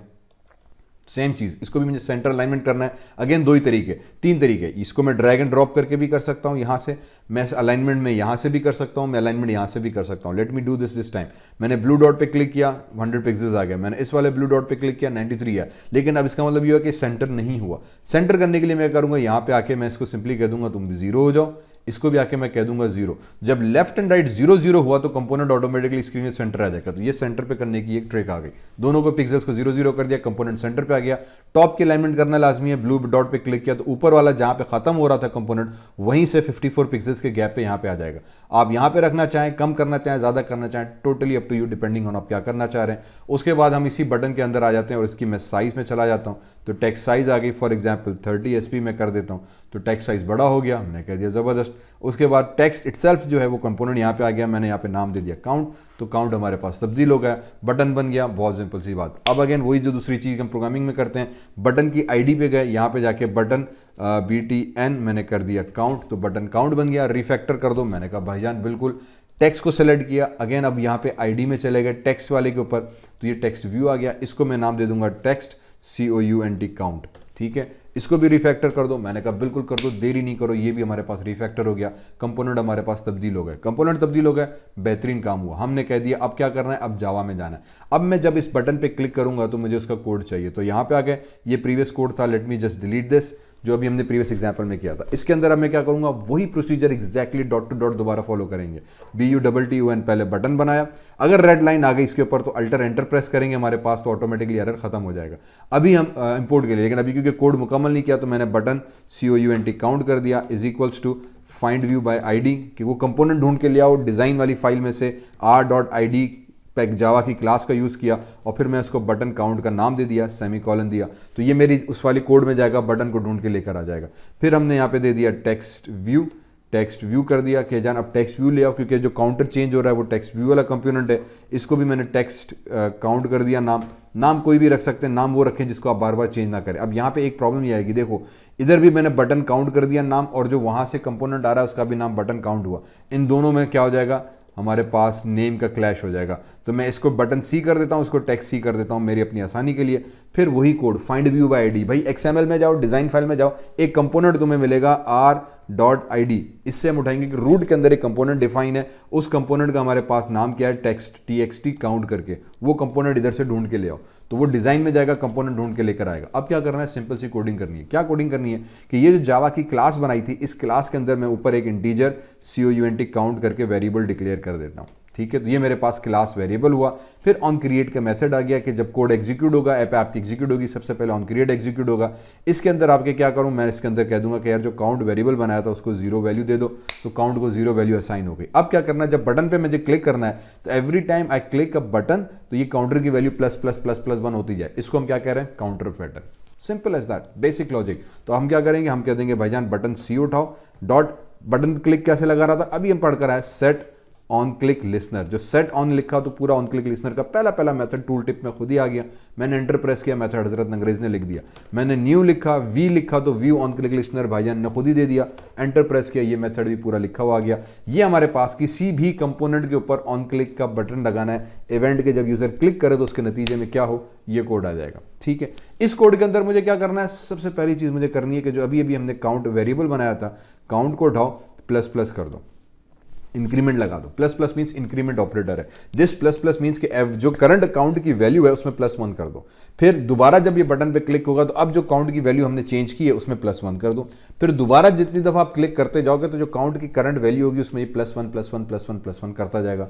ये काउंटर बन गया। फिर अब जब काउंट की वैल्यू तब्दील हो गई तो मैं आ जाऊंगा टेक्स्ट के अंदर, टेक्स्ट C को उठाओ, डॉट सेट, आपके पास टेक्स्ट का एक मेथड है, जैसे सेट टेक्स्ट लिखा पूरी इसकी हेल्प आ जाती है। सेट टेक्स्ट का मेथड हम उठाएंगे और हम इसमें क्या कर देंगे, हम इसमें काउंट की वैल्यू को प्रिंट करा देंगे कि भाईजान काउंट की वैल्यू जो थी वो तुम इधर यहाँ पे प्रिंट कर दो। बस सिंपल इतनी सी बात करनी थी और कुछ कहानी है ही नहीं, ठीक। What this will do, it will change the components count value. तो जो अभी हमने काउंट बनाया था उसको चेंज करो। अब यहाँ पे सिंपली एक चीज़ ये कि ये जो सेट टेक्स्ट है हमारे पास, ये टेक्स्ट है स्ट्रिंग टाइप का, मींस इसके अंदर जो टेक्स्ट आ रहा है वो स्ट्रिंग आ रहा है। यहाँ पे मैंने काउंट जो लिया हुआ है वो इंटीजर लिया हुआ है। तो इसकी छोटी सी एक ट्रिक ये करते हैं कि ब्रैकेट स्टार्ट किया, ब्रैकेट क्लोज किया और फिर प्लस लगा दिया। बस इतना करो। अब इससे क्या होगा कि ये हो गया, स्ट्रिंग दे दिया, ब्लैंक स्ट्रिंग, इसके अंदर कुछ भी नहीं है, प्लस जो भी काउंट की वैल्यू होगी वो इस ब्लैंक स्ट्रिंग के साथ असाइन कर दो, तो ये ऑटोमेटिकली इंटीजर को ना स्ट्रिंग में अपेंड करके दे देगा, आपका एरर खत्म हो जाएगा, कंटेंट सही नजर आएगा। इतना सा काम है। तो ये स्ट्रिंग लगा दी, नहीं भी लगाए, अगर वहाँ पे कंपोनेंट इंटीजर है तो लगाने की जरूरत नहीं, लेकिन क्योंकि टेक्स्ट व्यू है बाय डिफॉल्ट स्ट्रिंग उठा रहा होता है, तो मुझे यहाँ से इंटीजर को स्ट्रिंग में असाइन करने के लिए एक छोटी सी ट्रिक ये करते हैं कि डबल ब्रैकेट्स प्लस काउंट लगा दिया। अब जितनी दफा मैं काउंट पे क्लिक करूंगा नंबर मेरा चेंज होता जाएगा। Let me try to rerun this code और I will show you how this works. तो अगर यहाँ तक ये बात समझ में आ गई तो बस समझो बेसिक पहली ऐप आपकी बन गई, आप एंड्रॉइड डेवलपर बन गए। एंड्रॉइड में हमारा बेसिक स्ट्रक्चर ऑफ कोडिंग का यही है, हम एक तरफ डिजाइनिंग करते हैं, जब तक ये कंपाइल हो जाए, थोड़ी सी बात हो जाए कि जब तक हम इस पर एक तरफ हम डिजाइनिंग करते हैं और डिजाइन के बाद बटन के ऊपर जब क्लिक हो रहा है उसके ऊपर ऑन क्लिक का इवेंट हम जावा में जाके देते हैं और उसकी कोडिंग तब्दील कर रहे होते हैं। बेसिक लॉजिक आपके पास ये आ जाता है। एंड्रॉइड सीखना है, एंड्रॉइड समझना है, ये बेसिक कॉन्सेप्ट ध्यान में बैठा लो कि यार ये मेरे पास कंपोनेंट आ गया, डिजाइन व्यू आ गया, कंपोनेंट्स उठा के मैंने डिजाइन व्यू में डाले, ड्रैग एंड ड्रॉप किया, अब इसके स्ट्रक्चरिंग करनी है, एट्रीब्यूट एडिटर में आ गए, मैं एट्रीब्यूट एडिटर में आके उनकी प्रॉपर्टीज चेंज करता हूँ। सिर्फ ये पता हो कि यार कौन सी प्रॉपर्टीज, जैसे मैंने कहा बैकग्राउंड, टेक्स्ट, अलाइनमेंट, मार्जिन, बहुत सारी चीजें हम उनको यहाँ पे चेंज कर रहे होते हैं, सेटिंग्स कर दी। फिर मोस्टली क्या होता है, मैं ऑप्शंस पे क्लिक करना होता है। अगर आप एंड्रॉइड भी देखो, मैंने ऑप्शंस पे क्लिक कर रहा हूं, जब ऑप्शंस पे क्लिक कर रहा हूं तो उसके नतीजे में क्या हो, ऑप्शंस पे क्लिक करने का कोड, ये सेट ऑन क्लिक लिस्नर, ये आपके पास बेसिक कोड आ गया, कुल्लो खलास, बेसिक कहानी आपकी हो गई। अब फिर जो भी आप उसमें काम करवाना चाह रहे हैं वो आपके ऊपर आएगा। मेरे पास काउंटर ऐप बनकर आ गई जनाब। इसके ऊपर हम क्या करेंगे, काउंट पे क्लिक किया, एक दफ़ा 1 हुआ, दोबारा क्लिक किया 2 हुआ, तीसरी दफ़ा क्लिक किया 3 हुआ। अब यह नंबर क्यों तब्दील हो रहे हैं, क्योंकि जावा के अंदर हमने कोड में कुछ ऐसी हरकत की हुई है कि जितनी दफ़ा मैं शहजादे पे क्लिक कर रहा हूँ ना, ठीक है, तो ये क्या कर रहा है, ऑन क्लिक का इवेंट कॉल कर रहा है। काउंट पे क्लिक किया, ऑन क्लिक का बटन कॉल हुआ, इसने काउंट की करंट वैल्यू उठाई, उसमें +1 कर दिया, फिर दोबारा काउंट की वैल्यू उठाई, उसमें +1 कर दिया, फिर तीसरी दफा +1 किया, और टेक्स्ट सी, ये जो टेक्स्ट कंपोनेंट था, डॉट सेट टेक्स्ट करके काउंट की वो वैल्यू जो तब्दील हो चुकी है, अब उसको हमने यहाँ पे प्रिंट कराया, तो ये हमारे पास प्रिंट हो गया। वंडरफुल। अब फॉर एग्जाम्पल इसको मुझे 0 करना है, तो क्या करना पड़ेगा, बहुत क्विकली, वेरी क्विकली आके आप बता देते हैं। यहीं पे आके मैंने एक और बटन बना दिया, रीसेट के नाम से बना देते हैं एक बटन, ठीक है। इस बटन को उठा के मैंने रखा, यार इधर तुम बटन आ जाओ, इसके ऊपर हम थोड़ी सी इसकी साइज वगैरह आप चाहें तो चेंज कर सकते हैं। अलाइनमेंट मैं इसको फॉर एग्जांपल थोड़ा सा लेफ्ट साइड पे रखना चाह रहा हूँ, ओके। इसको यहाँ पे आके हम कर देते हैं लेफ्ट कंस्ट्रेंट, इसी तरीके से टॉप कंस्ट्रेंट, इसी तरीके से राइट कंस्ट्रेंट। अब इसको मैं सेंटर नहीं करना चाह रहा, क्योंकि मेरा ये कि सेंटर पे काउंट है तो एक्सीडेंटली रीसेट प्रेस ना हो, ठीक है। इसकी आईडी में हम जाके दे देंगे बटन रीसेट, ताकि मैं इसको याद पकड़ सकूँ। वहाँ पे टेक्स्ट के ऊपर आ जाएगा रीसेट नाम, कि ये रीसेट हो जाएगा, बस, ठीक है। आप इसकी साइज़ बढ़ाना चाह रहे हैं, एट्रीब्यूट में जाके मैं टेक्स्ट साइज़ में चला जाएंगे, यहाँ पे आके 20 फॉर एग्जांपल 5 SP हम दे देंगे यूनिट इसका, तो 25 SP हमारे पास इसका टेक्स्ट का साइज़ हो जाएगा। इसको थोड़ी सी आई थिंक विड्थ देनी पड़ेगी ताकि कंपोनेंट सही से पढ़ने में आ जाए। तो रीसेट का बटन आ गया, जावा वाली फाइल के अंदर चले गए, सेम प्रोसेस। अब यहाँ पे क्योंकि ये बटन बनाया मैंने, तो मैं इधर यहाँ पे कह दूंगा भाईजान एक बटन बनाया मैंने, उसका नाम है button R is equals to, उसको ढूंढ के ले आओ तुम उस डिज़ाइन XML फाइल में से जहाँ पे नाम मैंने उसका रखा हुआ है बटन रीसेट करके, इसको असी सेमीकोलन दे दिया ताकि ये स्टेटमेंट यहाँ पे कुल्लो खलास बंद हो गई। फिर जहाँ पे ये बटन वाला कोड आपका ख़त्म हुआ था, उसके बाद फिर आप लिख देंगे button R dot set on click listener, खुद ही कोड आ गया। न्यू पे गए, व्यू ऑन क्लिक लिसनर लगाया, कोड भाईजान खुद ही आ गया। व्यू ऑन क्लिक लिसनर से आपके इसके अंदर रन टाइम का ये मेथड कहलाता है, जो रन टाइम पे एग्जीक्यूट होता है। रन टाइम पे क्लास बना के एनोनिमस के तौर पे उसको एग्जीक्यूट कर रहा होता है। यहाँ पे मैं क्या करूँगा, काउंट को उठाऊंगा, इज इक्वल्स टू 0 कर दूंगा। अब जो भी रीसेट होगा मीन्स काउंट 0 हो गया, तो काउंट की वैल्यू हम क्या कर देंगे, वापस 0 कर देंगे। बस वंस ये चीज़ हमारे पास हो जाएगी, उसके बाद हम क्या कर देंगे, सेम चीज़, टेक्स्ट C उठाओ, डॉट सेट टेक्स्ट करो, ठीक है, उसके अंदर स्ट्रिंग लगाओ, प्लस करो, और काउंट वाले शहजादे को जो है ना आप लगा दो।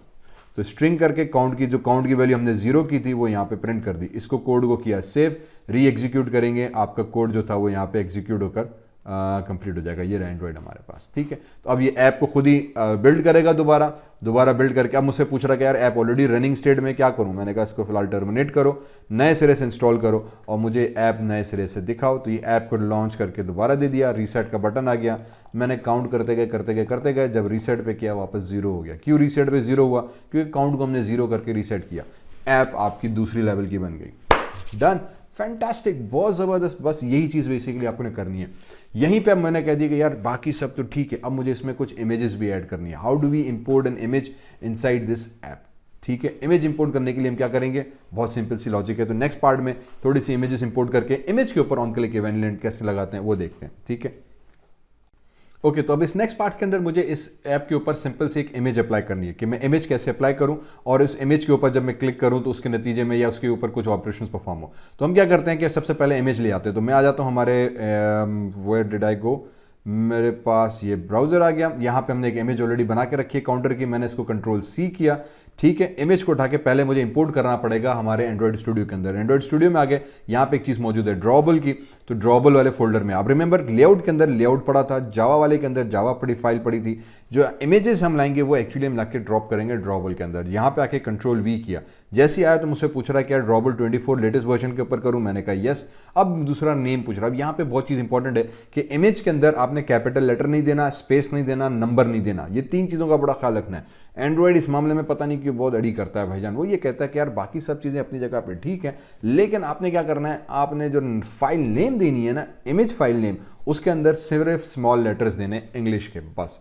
नंबर नहीं देने, अंडरस्कोर, हाइफन, स्पेशल कैरेक्टर्स कुछ भी नहीं आना, आपने कैपिटल लेटर्स तक नहीं देना स्मॉल लेटर्स में, बस। तो जितना बड़ा भी नाम हो, सिंगल नाम आपने देना है, स्पेस भी नहीं आना चाहिए। तो ये वरना एंड्रॉइड आपका एतराज़ करेगा, इमेज आपकी सही लोड होगी नहीं। तो counter.png मैंने ऑलरेडी किया हुआ है, मेरे पास इमेज अब मेरे पास ड्रॉबल वाले फोल्डर के अंदर पेस्ट हो गई। वहाँ से कॉपी की ब्राउजर से, यहाँ पेस्ट की, कुल्लो खलास। अब मुझे क्या करना है, इमेज इसमें इंपोर्ट करनी है। तो ये मैंने बेसिकली हेडर बनाया हुआ है। तो ये जो हेडर था मैंने कह दिया ये मुझे अच्छा नहीं लग रहा, मैंने इसको डिलीट कर दिया, कंपोनेंट हमारे पास डिलीट हो गया। उसके बाद आ जाते हैं इमेज व्यू के अंदर। अब इससे पहले हमने टेक्स्ट व्यू बटन बनाया था, I am doing but image view. Image को उठाया, ड्रैग एंड ड्रॉप किया, मुझसे पूछ रहा है कौन सी इमेज बनानी है। तो सिंपली सारा कंपोनेंट बनाने का काम ड्रैग एंड ड्रॉप है। मैंने यहाँ पे कह दिया यार अब मुझे काउंटर इमेज चाहिए, क्लिक किया, ओकी डोकी, मेरे पास काउंटर इमेज आ गई। इसको उठा के यहाँ पे रखे, let me just adjust the size and allow placement of this guy, ठीक है। मैं कह देता हूँ यार इसको थोड़ा सा इधर और इसको भी थोड़ा सा इधर। ये मेरे पास काउंटर आ गया, क्योंकि लोगो थोड़ा सा मैंने बड़ा उठा लिया था, तो इसको थोड़ा सा हम और शॉर्ट कर देते हैं। तो ये मेरे पास कंपोनेंट बनकर आ गया। अलाइनमेंट में गए, हॉरिजेंटली इसको अलाइन कर दिया, तो ऑटोमेटिकली कंपोनेंट सेंटर पे हो गया।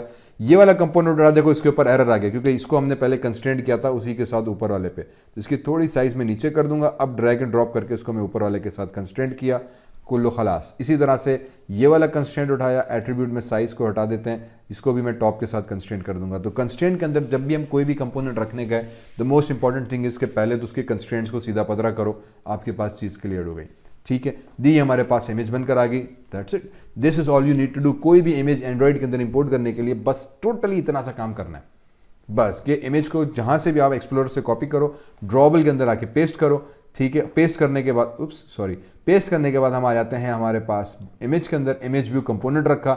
जैसे इसको ड्रॉप करोगे आपसे वो पूछेगा कि भाईजान कौन सी इमेज में सेलेक्ट करूं। तो मैं यहाँ पे कोई भी लोगो, कोई भी आइकॉन इसके अंदर डिफॉल्ट जो मौजूद हैं वो भी इस्तेमाल कर सकता हूँ। तो यू विल स्क्रॉल करेंगे तो आपको बहुत सारे लोगोज जो डिफॉल्ट में हैं वो बड़े ज़बरदस्त तरीके से मिलेंगे। You can use those logos as well, ठीक है। उसको उठा के आप क्लिक ओके करोगे तो वो लोगो बेसिकली यहाँ पे आपके पास बना हुआ आ जाएगा, ओके। तो फॉर एग्जांपल मेरे पास ये लोगो बन कर आ गया। अब क्योंकि कंपोनेंट बनाया तो उसको मुझे सिर्फ कंस्ट्रेंट करना है। अब जो भी प्लेसमेंट जहां भी रखना चाहूँ किसी के ऊपर भी आई कैन गिव दैट। ये लोगो मैं किसी भी बटन के ऊपर भी देना चाहूँ मैं दे सकता हूँ, वगैरह वगैरह। तो ये इमेज इंपोर्ट करने का रहा, ये लोगो इंपोर्ट करने का, ये कस्टम इंपोर्ट का इमेज आ गया। अब इस इमेज के ऊपर मैंने कहा था ऑन क्लिक इवेंट देना है। फॉर एग्जाम्पल मुझे ऑन क्लिक इवेंट देना है। How do I do that? Very simply, आप सिंपली क्या वही एग्जैक्टली वही प्रोसेस। इमेज आ गई, इसको मैं IMG हेड कर देते हैं, ठीक है। ये IMG इमेज हेड कर दिया तो इमेज आ गई। बाकी का 99.9% काम सारा वही है। मैं पहले यहाँ पे आ जाऊँगा, मैंने इधर आके कह दिया कि यार text view, image view, IMG image view उठाओ, इमेज व्यू, क्योंकि वहाँ से इमेज व्यू उठाई थी। अगर श्योर नहीं तो यहाँ पे आके नेम चेक करो, इमेज व्यू में आके मैंने यहाँ पे इसका नाम दे दिया IMG इज इक्वल्स टू वही फाइंड व्यू बाय ID करो, r.id करो डॉट, अभी आपने वहाँ पे इमेज हेड लगाई थी, वो इमेज हेड उठा के उसको सेमीकोलन दे दिया, डन। ये आपके पास यहाँ पे कोड आ गया, ओकी डोकी हो गया। बस एग्जैक्टली वही चीज़, सिर्फ कंपोनेंट के जो हेडर है वो आपके पास तब्दील होनी है। अगर यहाँ पे रेड लाइन आ जाए तो सिंपली इस पर अल्टर एंटर प्रेस करेंगे, इंपोर्ट क्लास का ऑप्शन आ जाएगा, वो करेंगे, खत्म हो जाएगा। यू कैन नोट कि यहाँ पे ऑटोमेटिकली मेरे पास टेक्स्ट व्यू भी इंपोर्ट हो गया, इमेज व्यू भी हो गया, व्यू भी हो गया, बंडल भी हो गया।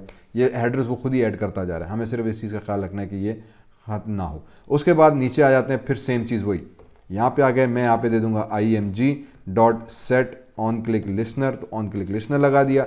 इसके आर्ग्यूमेंट के अंदर व्यू ऑन क्लिक लिसनर लगाया तो व्यू ऑन क्लिक लिसनर आ गया। बस अब जो मैं यहाँ पे देना चाहूँ वो चीज़ आ जाएगी। अब यहाँ पे मैं क्या दे रहा हूँ, एक चीज़ दे रहे हैं हम टोस्ट की, TOAST toast dot make toast. अब टोस्ट क्या चीज़ है, टोस्ट अलर्ट बॉक्स कहलाता है एंड्रॉइड के अंदर। एंड्रॉइड के अंदर अलर्ट बॉक्स जनरेट करने के लिए, सिंपल ब्लैक पट्टी जनरेट करने के लिए हम टोस्ट का इस्तेमाल करते हैं। वो टोस्ट का इस्तेमाल हम सिंपली यहाँ पे आके देंगे कि मुझे यहाँ पे भी क्या करो, गेट एप्लीकेशन कॉन्टेक्स्ट करो, और फिर मैं मैसेज दे दूंगा कि काउंटर हेडर CLIC के क्लिक्ड, ठीक है।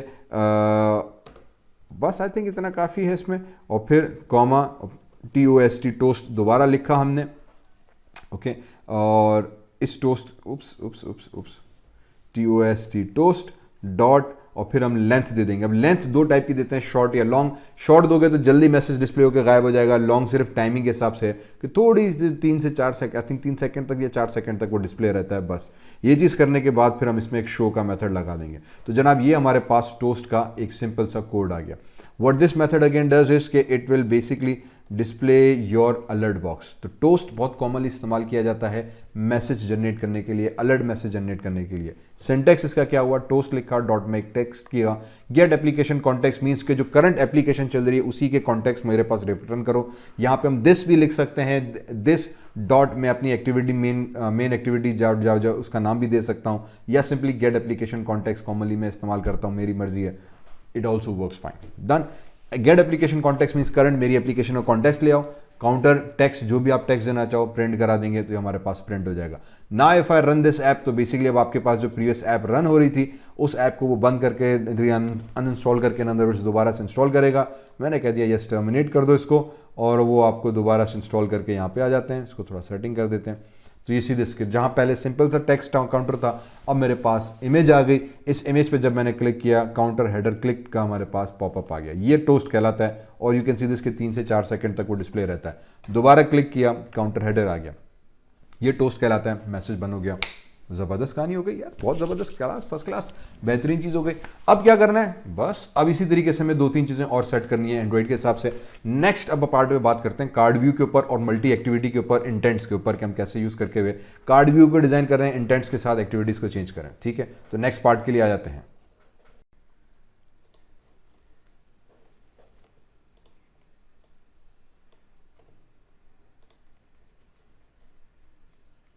ओके जी, तो वापस आ जाते हैं। मैंने न्यू प्रोजेक्ट पे क्लिक कर दिया, अब न्यू प्रोजेक्ट आ गया हमारे पास। अब मैं एक नया प्रोजेक्ट बनाना चाह रहा हूं, इसमें हम कार्ड व्यू का इस्तेमाल करेंगे, लीनियर लेआउट्स को इस्तेमाल करेंगे, और साथ साथ फिर हम उसमें कुछ चीज़ों को, मल्टीपल एक्टिविटीज़ और 2-3 ऑप्शंस और देखेंगे। ठीक है, तो शुरू करते हुए न्यू प्रोजेक्ट पे आ गए। अब की बार हम आके वापस वही मैं ब्लैंक एक्टिविटी उठाता हूँ। मेरे पास ब्लैंक एक्टिविटी आ गई और मैं नाम दे देता हूँ। फॉर एग्जाम्पल इसके पास मेरे पास है एंड्रॉयड क्लास, नाम दे दिया फिलहाल मैंने, या जो भी आप नाम देना चाहें। अगेन पैकेज नेम ज़ीशान है, सेव लोकेशन कहीं भी आप सेव कर सकते हैं। लैंग्वेज जावा है, 21 लॉलीपॉप 5.0 में यूज़ कर रहा हूँ क्योंकि 98% डिवाइसेस पे आ रहा है। बेसिक डिफॉल्ट सेटिंग्स बाकी वही रही, नाम मैंने चेंज कर दिया।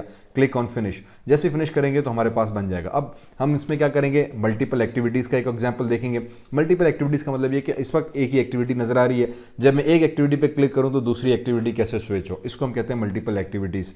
ठीक है, ये मल्टी एक्टिविटी का हमारे पास ऑप्शन आता है जिसको हम इंटेंट्स के थ्रू यूज़ करते हैं। इंटेंट जावा की ही क्लास है जो एंड्रॉइड में इस्तेमाल हम कर रहे हैं। इस इंटेंट के थ्रू हम इसको इन्फॉर्मेशन देते हैं कि यार एक एक्टिविटी से दूसरी एक्टिविटी को आपने स्विच करना है, पहली चीज़। ठीक है, तो एक हम ये करेंगे, मल्टीपल इंटेंट्स हमारे पास आ जाएंगे। साथ साथ फिर हमारे पास इसमें हम कार्ड व्यू का इस्तेमाल करेंगे, जिसके तहत इस कंपोनेंट्स को हम कार्ड व्यू में करेंगे। जब तक ये लोड हो तो मैंने कार्ड व्यू के हिसाब से कुछ आइकॉन्स ऑलरेडी डाउनलोड करके रखे हुए हैं, तो ये आइकॉन्स हमारे पास आ गए। अगर आप बोलेंगे मैं आपको डिस्क्रिप्शन में डाल दूंगा, डिपेंडिंग ऑन आप कमेंट्स में कितने लोग मुझसे इसकी रिक्वेस्ट करते हैं, ताकि पता चले कि आप यहाँ तक वीडियो देख भी नहीं देख रहे हो। मैं आपको लिंक इसका डिस्क्रिप्शन में फिर भी डाल दूंगा, आप इसको यूज़ कर सकते हैं। तो ये हमारे पास कुछ आइकॉन्स मौजूद हैं, मैं इन आइकॉन्स का इस्तेमाल करना चाह रहा हूँ। तो सबसे पहले मैं क्या करूँगा, अगेन जब तक ये लोड हो तो ये आइकॉन एक सेलेक्ट किया, 2 जब तक यह लोड हो जाए, 1 2 3, अरे यार इस पर क्लिक नहीं होना मेरे भाई, मुझे यकीन है कि तुम सही हो। तो ये सारे सेलेक्ट किए, ठीक है, इनको मैंने सेलेक्ट किया और ये भी सेलेक्ट हो गया, इन कंट्रोल ये। तो ये 5 6 7 आइकॉन्स मैंने ऑलरेडी किए हुए हैं, जरूरी नहीं हम सारे यूज़ करें फिलहाल टेस्टिंग के लिए,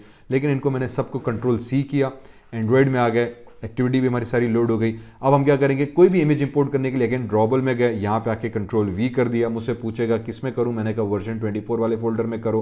क्लिक ओके करूँ, उसने कहा जो नाम आपने वहाँ रखे हैं वही नाम ले आऊँ, और ओके कर दूँ तो ओके हो गया। अब आप ड्रॉबल के अंदर आओगे तो ये सारी फाइलें आपको यहाँ पे मिलेंगी। अगेन मैंने सिंगल लेटर नेम दिए हैं, you can do that, making sure कि स्मॉल लेटर्स हो, नो नंबर्स हो, नो स्पेसेस हो, इस चीज़ का ख्याल रखा, खत्म हुई कहानी। वापस आ जाते हैं यहाँ पे। तो कंस्ट्रेंट लेआउट अभी हमने एग्जाम्पल में देखा था, मैंने टेक्स्ट व्यू को कर दिया डिलीट। अब मुझे कंस्ट्रेंट लेआउट यूज़ नहीं करना, अब मैं इसमें कार्ड व्यू और कुछ और लेआउट स्ट्रक्चर डिजाइन करना चाह रहा हूँ। How do I do that? तो सबसे पहले मैं कंस्ट्रेंट पे आया, राइट क्लिक किया, मैं यहाँ पे कन्वर्ट व्यू पे क्लिक किया। कन्वर्ट व्यू पे जाने के बाद मैं इसको कह दूंगा लीनियर लेआउट में यूज़ करना है।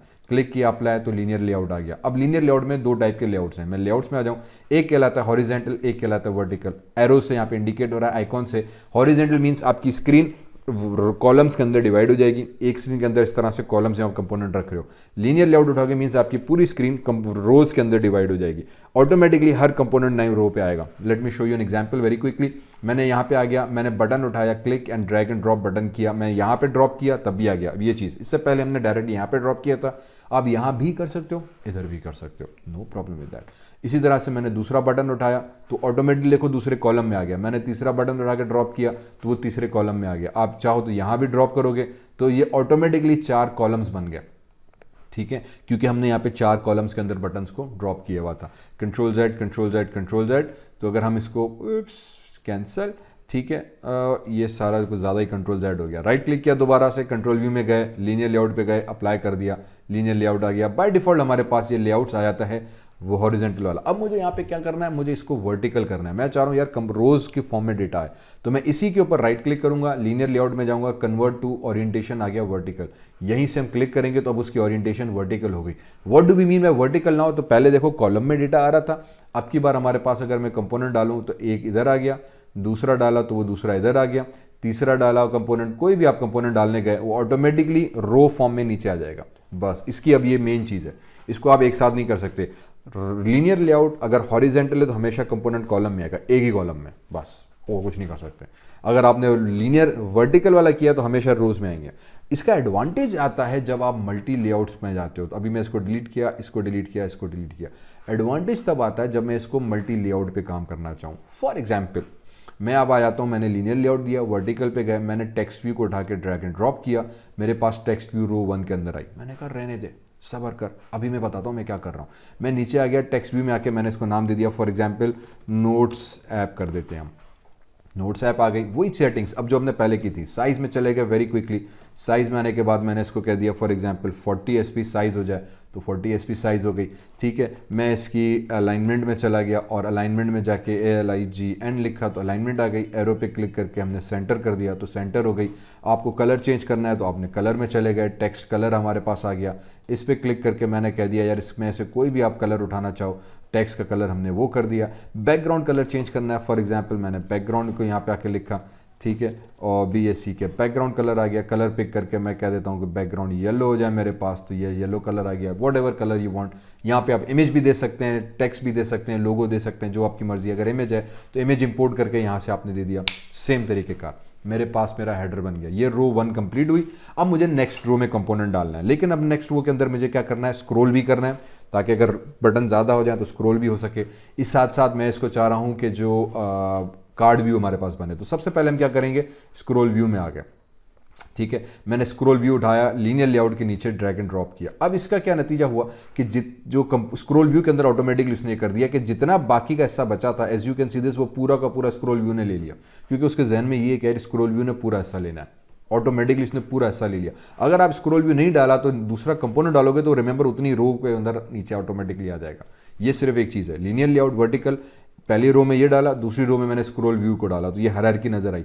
स्क्रॉल व्यू डाला तो स्क्रॉल व्यू के अंदर ऑटोमेटिकली इसने एक और लीनियर भी डाल दिया, क्योंकि उसको पता है कि स्क्रॉल व्यू बेसिकली स्क्रॉलिंग के लिए, लेकिन स्क्रॉलिंग के अंदर भी आपको लेआउट जरूर रखना है, क्योंकि आपको कंपोनेंट्स ऑर्गेनाइज करने के लिए लेआउट का होना लाजमी है, ठीक है। तो उसने लीनियर लेआउट डाल दिया, वर्टिकल रोज वाला। हमने कहा ठीक है, मुझे फिलहाल यही चाहिए, ठीक है। बल्कि मैं कह रहा हूं नहीं, इसको ये भी नहीं चाहिए मुझे, इसको यहां पे अब क्या चाहिए, हाँ यही चाहिए मुझे, ठीक है। मुझे अब ये इस रो को, इसको अंदर मुझे रोज को ब्रेक करना है, ठीक है। लेकिन अब मुझे लेआउट को क्या करना है कि रो 1 के अंदर 2 बटन चाहिए, रो 2 के अंदर 2 बटन चाहिए, रो 3 के अंदर। फॉर एग्जांपल मैं यहाँ पे आ गया तो मैंने इसके अंदर बटन ड्रॉप किया तो ये पूरा बटन रो में आ गया। मैंने कहा नहीं यार, मुझे पूरा बटन नहीं चाहिए, मुझे एक रो में 2 बटन चाहिए, या 3 बटन चाहिए, या 4 बटन चाहिए। अब वो हम कैसे करेंगे, ठीक, अब मतलब इस रो को, क्योंकि ये लीनियर है, वर्टिकल है, तो मुझे कॉलम ब्रेक करना है। लेकिन फिर मुझे अगर मैंने सिर्फ कॉलम वाला लिया तो पूरी का पूरा कॉलम आ जाएगा, वो भी नहीं करना। अब यहाँ पे हम नेस्टेड लेआउट्स यूज कर रहे हैं, तो मैंने पहले तो किया बटन शहजादे को डिलीट, मैंने इस लीनियर लेआउट के अंदर फिर लेआउट्स में गए और एक हॉरिजेंटल वाला लेआउट उठा के ड्रॉप किया। मींस एक लेआउट के अंदर दूसरा लेआउट ड्रॉप किया, तो ये अब देखो हायरार्की बनती आ रही है। लीनियर के अंदर स्क्रॉल व्यू डाला, स्क्रॉल व्यू के अंदर हमने लीनियर वर्टिकल वाला डाला ताकि ये रो फॉर्म में कन्वर्ट हो जाए। फिर इस रो को और मैंने ब्रेक किया कॉलम के अंदर, तो अब ये पहला कॉलम बना। अब इसके अंदर मैं क्या डालूंगा, अब इसके अंदर हम आ जाएंगे कंटेनर्स में। ठीक है, यहां पे आ गए मेरे पास कार्ड व्यू। अब इसके अंदर आके पहला मैं कार्ड व्यू ड्रॉप किया, तो इसके अंदर एक कार्ड हमारे पास बनकर आ गया। यहां पे कुछ दिखाई नहीं दिया क्योंकि अभी कार्ड की हमने सेटिंग करना बाकी है, तो मैंने इसको किया क्लोज। मैं कार्ड व्यू को सेलेक्ट किया, कार्ड व्यू की सेटिंग्स आ गई। अब कार्ड व्यू की सेटिंग्स कुछ 4 बेसिक इंपॉर्टेंट सेटिंग्स हैं। जैसे कार्ड व्यू सेलेक्ट करेंगे, एट्रीब्यूट एडिटर में आए, कॉमन एट्रीब्यूट्स आ गया, बैकग्राउंड कलर फिलहाल मैंने वाइट ही रखा, कॉर्नर रेडियस ये सबसे इंपॉर्टेंट, क्योंकि मैं कार्ड को थोड़ा सा रेडियस के फॉर्म में दिखाना चाह रहा हूँ, मैंने इसको यूजुअली 12 dp कर दिया, तो कॉर्नर 12 dp हो गया। कंटेंट पैडिंग मैंने फॉर एग्जांपल 10 dp कर दिया, तो 10 डिस्प्ले के हिसाब से अब थोड़ा सा कंपोनेंट आपको यहाँ पे नजर आना शुरू हो जाएगा। फिर मैंने कार्ड एलिवेशन, मीन्स के क्योंकि कार्ड है तो वो थोड़ा सा उभरा हुआ नजर आ रहा है और पीछे उसका शेडो है, तो पूरा कार्ड फॉर्म में नजर आएगा। इसको भी मैं 11 से 10 dp फॉर एग्जाम्पल कर दिया, चलें 10 dp कर देते हैं, डिपेंडिंग ऑन, फिर हम साइज के साथ थोड़ा सा खेलते रहेंगे। लेकिन अभी भी वो कार्ड उस लेआउट उस मजे से मुझे नजर नहीं आ रहा। उसके बाद इसमें एक ऑप्शन है यहाँ पे यूज कार्ड कॉम्पैक्ट पैडिंग, ये सबसे इंपॉर्टेंट है। जब तक इसको आप इनेबल नहीं करोगे कार्ड व्यू आपको मजे से दिखेगा नहीं। जैसे ही मैंने इसको इनेबल किया तो अब आपको एक पतला सा कार्ड यहाँ पे क्लियरली नजर आने लग गया। ठीक है, अब इसका मतलब ये हुआ कि जब मैं इस पर काम करूंगा तो मेरे पास कार्ड व्यू आ गया। इस कार्ड व्यू के अंदर मुझे क्या चाहिए, इस कार्ड व्यू के अंदर हम वापस आ जाएंगे, कॉमन के अंदर इमेज चाहिए। इमेज को ड्रैग एंड ड्रॉप करके अब मैं इस कार्ड, अब मैं यहाँ पे यूज कर रहा हूँ। इधर करूंगा तो देखो यहाँ पे बहुत सारे कंपोनेंट्स आ चुके हैं, बहुत सारे लेआउट्स आ चुके हैं। अब मुझे नहीं पता कि मुझे कहाँ पे ड्रॉप करना है, मुझे ये इमेज इस कार्ड के अंदर ही चाहिए। तो मैं बेहतर ईजीएस्ट रहेगा कि मैं इस कार्ड के ऊपर आके ड्रॉप करूं, और कार्ड के नीचे अब आपको एरो नजर आ रहा है, ये इंडिकेट करेगा कि जब आप इस पर ड्रॉप करोगे तो कंपोनेंट हमेशा इसी के नीचे जाएगा। हमने कह दिया ठीक। अब मुझसे पूछेगा भाई लोगो कौन सा, क्योंकि इमेज भी आई थी ऑटोमेटिकली भी आपको कौन सा लोगो चाहिए। मैंने कह दिया यार सबसे पहले ऐसा करो कि ये लैपटॉप वाला लोगो जो था ना इसको ले आओ, तो ये मेरे पास लैपटॉप का लोगो आ गया। Now you can see this कि we have a card here. अब इस कार्ड के नीचे मुझे टेक्स्ट भी दिखाना है, इमेज आ गई। ठीक है, अब इसके अंदर मैंने टेक्स्ट भी उठाया, ड्रैग एंड ड्रॉप किया टेक्स्ट, तो कार्ड के नीचे हमारे पास क्या हो गई, एक टेक्स्ट भी आ गया। इस टेक्स्ट को हमने नाम दे दिया फॉर एग्जाम्पल लैपटॉप का, नहीं सॉरी कंप्यूटर का, कंप्यूटर का नाम दे देते हैं, तो कंप्यूटर आ गया। फर्क सिर्फ ये रहा कि ये कार्ड हमारे पास ऊपर आ गया। Late me just zoom into this little bit.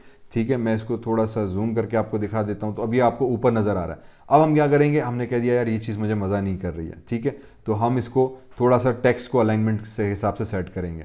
अब आप चाहो तो इस कार्ड व्यू के अंदर भी लीनियर लेआउट यूज कर सकते हो दो। ठीक है, आप चाहो तो इस कार्ड व्यू के अंदर एक और लीनियर लेआउट डालो, उस लीनियर के अंदर आप इमेज और ये डालो, तो उससे क्या होगा कि ऑटोमेटिकली ये रो 1 पे ये वाला आ जाएगा, रो 2 पे वो कार्ड आ जाएगा। इससे आपकी सेटिंग्स बहुत आसान हो जाती है। लेकिन अगर आप मैन्युअली करना चाह रहे हो तो फिर इस कार्ड के अंदर हम एक सेटिंग्स यूज करते हैं मार्जिन और पैडिंग्स की, वो चीज़ करते हैं। ठीक है, मार्जिन और पैडिंग्स क्या है कि कंपोनेंट की प्लेसमेंट को डिफाइन करता है। मोस्ट आसान से तरीका ये कि इस कार्ड व्यू के अंदर हम आ गए, मैंने कहा यार ये टेक्स्ट ऊपर चला गया और मुझे इसकी सेटिंग सही करनी है, तो मैं आ जाता हूँ लेआउट्स के अंदर ही। मैंने एक और रो वाला लेआउट उठाया और इस कार्ड व्यू के मिडिल में मैंने ड्रॉप किया। जैसे ही मिडिल में ड्रॉप करेंगे ना तो ये कंपोनेंट ऑटोमेटिकली सेट हो गया। अब इस इमेज को उठा के मैंने तो लीनियर 1 के अंदर डाला और इसको उठा के ड्रैग एंड ड्रॉप किया इधर, तो ये कंपोनेंट्स मेरे पास ऑटोमेटिकली एडजस्ट होके सेट हो गया। ठीक है, सिर्फ प्लेसमेंट इसकी देखो आपने ख्याल की, तो ये मेरे पास कंपोनेंट रेडी स्टडी गो हो गया। हमने कह दिया ज़बरदस्त, कार्ड व्यू सेलेक्ट किया, तो अब इसकी हायरार्की को आप चेक करो क्या कॉम्प्लेक्स ज़बरदस्त एआई बनी। तो अब हमारे पास क्या बना, हमारे पास सबसे पहले स्क्रॉल व्यू, तो पूरा स्क्रीन स्क्रॉल होगी, उसके अंदर मैंने लीनियर डाला तो ये एक रो बनी मेरे पास। इस लीनियर के अंदर मैंने कॉलम 1 डाला हुआ है, तो ये कॉलम 1 को उसने डिवाइड कर दिया। अभी दूसरा कंपोनेंट आएगा तो ये ऑटोमेटिकली साइज सेट हो जाएगी। फिर कार्ड डाला, कार्ड के अंदर मैंने एक और लीनियर डाल दिया ताकि मैं कार्ड के अंदर अब एक रो 1 और ये रो 2 बनी। हो सकता है कि अगर आप इसी के अंदर बनाना चाहें तो आप इस तरीके से स्टैक बाय स्टैक कंपोनेंट्स को ऑर्गेनाइज करते चले जाएंगे, तो ये हमारे पास स्ट्रक्चर बन जाएगा। ये हमारे पास एक कॉम्प्लेक्स यूआई का एग्जाम्पल बन जाता है। इसी को सेट किया, अब मैं क्या करूंगा, इस कार्ड व्यू की हम साइज भी सेट कर सकते हैं, वरना अब मुझे दूसरा कार्ड बनाना है। तो let me show you how I do that. फिर मैं वापस इधर ही आ गया, कंटेनर्स में गए, कार्ड व्यू उठाया, इस कार्ड व्यू को ड्रॉप किया, मैंने कहा इस वाले लीनियर के बाहर। ठीक है, उप्स इधर, ताकि ये जो कार्ड था उसके साथ साथ दूसरा कार्ड आ गया। फिर सेम चीज़ मैं करूँगा, लेआउट्स में गए, इस कार्ड के अंदर पहले तो लीनियर डाला, ठीक है, ताकि मेरे पास लीनियर लेआउट आ जाए। और फिर इस कार्ड व्यू के अंदर भी वही सेटिंग्स हम करेंगे। कॉर्नर रेडियस 12 dp कर दिया मैंने। कंटेंट पैडिंग जो थी हमारे पास जो नीचे वाली थी इसको हमने 10 dp कर दिया। कार्ड एलिवेशन आई थिंक हमने 10 dp रखा था, ये भी 10 dp कर दिया। और कॉम्पैक्ट जो रेडियस थी उसको हमने ट्रू कर दिया। तो ये मेरे पास ऑटोमेटिकली कार्ड का लेआउट दूसरा इसी लीनियर के अंदर कॉलम बनकर आ जाएगा। फिर इस कॉलम के अंदर जो हमने लीनियर रखा था, इस लीनियर के अंदर अब जाके हम कह देंगे कि भैया तुम इमेज में आ जाओ, ड्रैग एंड ड्रॉप करो ये इमेज। और अब की बार हम लैपटॉप उठा लेते हैं, एक आई थिंक लैपटॉप था, मोबाइल था मेरे पास, ये रहा मोबाइल, क्लिक किया ओके, तो मेरे पास ये आ गई इमेज। लेकिन अब मुझे वो कार्ड नज़र नहीं आ रहा। So if I zoom out here तो ये देखो यहाँ पे डॉट आ रहा है, इसका मतलब ये कार्ड कहीं उधर चला गया। तो मैंने इस कार्ड व्यू को सेलेक्ट किया, जो पहला कार्ड बनाया था इसकी हम थोड़ी सी विड्थ सेट नहीं की हुई। अब आ जाते हैं इसकी विड्थ प्रॉपर्टी के ऊपर। तो यहाँ पे क्या दिया हुआ है, मैच पेरेंट। तो जितनी पेरेंट की साइज थी ऑटोमेटिकली उसने उतनी कर दी। मैं कहता हूँ यार विड्थ इतनी नहीं, विड्थ को तुम 200 dp कर दो। तो जैसे ही 200 dp की तो ऑटोमेटिकली दूसरा कार्ड आ गया। मैंने कहा 200 ज़्यादा हो गई, 100 dp करके देख लेते हैं। तो 100 dp बहुत कम हुई, 150 dp कर दिया। तो 150 dp मुझे लगा कि यार दिस इज़ ऑलमोस्ट ओके, थोड़ा सा और 140 करके देख लेते हैं। हमारे पास 140 आई थिंक 150 ठीक था, ठीक है। 150 dp मैंने इसकी साइज़ कर दी। दूसरा कार्ड सेलेक्ट किया, इसकी भी आके मैंने 150 dp कर दी। तो मेरे पास 150 dp का कार्ड आ गया। अगर आपको तीसरा कार्ड चाहिए तो फिर हमें उस हिसाब से प्लेसमेंट सेट करनी पड़ेगी। तो मैंने कह दिया यस मुझे यहाँ पे तीसरा कार्ड भी चाहिए होगा, तो मुझे उस हिसाब से अलाइनमेंट सेट करनी पड़ेगी। इसका मतलब ये कि जब तीसरा कार्ड आएगा तो उसकी जगह भी मुझे यहाँ पे बनानी है। तो उसके लिए हम क्या करेंगे, सेम चीज़ कि मैं इस कार्ड को भी कॉपी कर सकता हूँ, इसके कोड को कॉपी करके यहाँ पे रख दूंगा तब भी मेरे पास आ जाएगा, वरना ये तीसरा कार्ड मैं इसी तरीके से मैन्युअली ड्रॉप करूँगा। तो ये तीसरा कार्ड का दोबारा से तरीका देख लो। क्या करेंगे हम, मैंने आके कंटेनर्स में गए, कार्ड भी उठाया, इस लीनियर के बाहर यहाँ पे ड्रॉप किया। तो एरो नोट करो कि एरो कहाँ से आ रहा है, ये डॉटेड लाइन इसके नीचे, तो ये कार्ड व्यू आ गया। डन। इस कार्ड व्यू के अंदर आके हमने इसको कह दिया कि भाईजान तुम्हारी जो रेडियस होगा वो 12 dp बनेगा, ताकि बॉर्डर्स थोड़े से राउंड होके में नज़र आए। कॉन्फ्रेंस जो पैडिंग थी हमने 10 dp कर दी थी। कार्ड एलिवेशन जो था वो भी हमने 10 dp कर दिया था। और यूज़ कॉम्पैक्ट पैडिंग को हमने ट्रू किया। ये 4 सेटिंग्स इसकी बेसिकली कार्ड की हर किसी की मस्ट हैं। उस कार्ड के बाद हमने इस कार्ड के अंदर एक और लीनियर लेआउट डाला, ताकि कंपोनेंट्स को मैं रो और कॉलम फॉर्म में ऑटोमेटिकली ऑर्गेनाइज कर सकूं। तो ये रो और कॉलम फॉर्म में कंटेंट आ गया मेरे पास। इसके अंदर हम कॉमन में जाके सबसे पहले तो इमेज ड्रॉप कर देंगे। तो पहली रो में मेरे पास इमेज आ जाएगी। Now this time this image can be for example video, या मे बी हाँ वीडियो कर लेते हैं। क्लिक ओके किया तो मेरे पास वीडियो कंपोनेंट आ गया। ओके और उसके बाद फिर हम इसमें टेक्स्ट उठा के इसी लीनियर के नीचे एरो को नोट करते हुए मैंने इसके नीचे टेक्स्ट ड्रॉप कर दिया। और इसको मैंने यहाँ पे नाम दे दिया फॉर एग्जांपल मूवी का, वीडियो का कर देते हैं। चलें वीडियो कंपोनेंट आ गए। अब इसकी साइजिंग को हम सेट कर लेते हैं कि यार कार्ड 1 की साइज़ क्या होगी। आई थिंक इसके अंदर टेक्स्ट डालना रह गया था, तो इसी लीनियर के अंदर दूसरा टेक्स्ट भी हमने डाल दिया। सूप्स किधर गया, किधर गया, किधर गया, किधर गया। ओके इसको उठाया। अब मुझे इसके अंदर डालना है, तो I am just following the row कि यार ये एरो ब्लू, इसके अंदर ये ब्लू, इसके अंदर ये ब्लू की डॉटेड लाइन, इस लाइन को हमने फॉलो करते हुए मैंने यहाँ पे रखा, तो कंपोनेंट आ गया हमारे पास ये वाला। इसको मैंने नाम दे दिया फॉर एग्जांपल मोबाइल का, तो ये मेरे पास मोबाइल का टेक्स्ट आ गया। डन हुआ कॉर्नर, कंपोनेंट्स बन गए। अब इसको फिलहाल हम मिनिमाइज करके पहले तो इनकी अलाइनमेंट सेट करते हैं। कार्ड 1 उठाया, मैंने 150 किया था। मैंने कहा यार 150 कुछ ज़्यादा हो गया, 130 dp कर दो इसका भी। दूसरा कार्ड उठाया, तुम्हारा भी जो साइज़ थी 130 dp कर दो। इसी तरह से तीसरा कार्ड जो था तुम्हारी भी 130 dp साइज़ हो जानी चाहिए, तो तुम 3। तो ये तीनों मेरी जान सेट होके फर्स्ट क्लास मेरे पास कार्ड्स बनकर आ गए। You can see this wonderful layout हमारे पास बन गया। अब सिर्फ जो टेक्स्ट रहा मेरे पास, इस टेक्स्ट की अलाइनमेंट हमारे पास सही नहीं है, तो इसकी भी मैं अलाइनमेंट पे चला गया। टेक्स्ट अलाइनमेंट, इसको हम सेंटर कर देते हैं कि भाईजान ये भी सेंटर हो जाए, तो ये टेक्स्ट ऑटोमेटिकली सेंटर हो जाएगा। इसकी अलाइनमेंट सेलेक्ट की, इसकी अलाइनमेंट सेलेक्ट करके इसको भी हम सेंटर कर देते हैं, तो ये भी सेंटर हो जाएगा। ये वाला जो वीडियो था इसकी भी टेक्स्ट अलाइनमेंट में गए, इसको भी हमने सेंटर कर दिया, तो ये सेंटर हो गया। तो तीनों जो हमने कंपोनेंट्स बनाए थे, इन तीनों के अलाइनमेंट्स को उठा के हमने सेंटर कर दिया। बस सिंपल एज दैट, ठीक है। और ये मेरे पास कंपोनेंट्स रेडी स्टडी हो गए। विड्थ इसकी भी मैच पेरेंट कर दी थी, इसकी भी मैच पेरेंट कर दी, और इसकी भी मैच पेरेंट। अब यहाँ पे 2 चीज़ें आई, मैच पेरेंट और रैप कंटेंट। मैच पेरेंट का मतलब ये कि जो कंपोनेंट है ना, उसकी विड्थ जो उसका पेरेंट होगा ना, उसकी साइज के हिसाब से हो जाए, क्योंकि रिमेंबर हम लीनियर लेआउट स्ट्रक्चर और नेस्टेड स्ट्रक्चर यूज़ कर रहे हैं। तो मैच पेरेंट का मतलब ये कि मेरे पेरेंट की साइज़ करो, और रैप कंटेंट का मतलब ये कि जितना मेरा टेक्स्ट है तुम उतनी करो, ठीक है। तो ये दो पैरामीटर्स यूज करते हैं, या फिर मैन्युअली हम पिक्सेल्स देते हैं। तो तीन चीजें की जाती हैं विड्थ एंड हाइट के अंदर।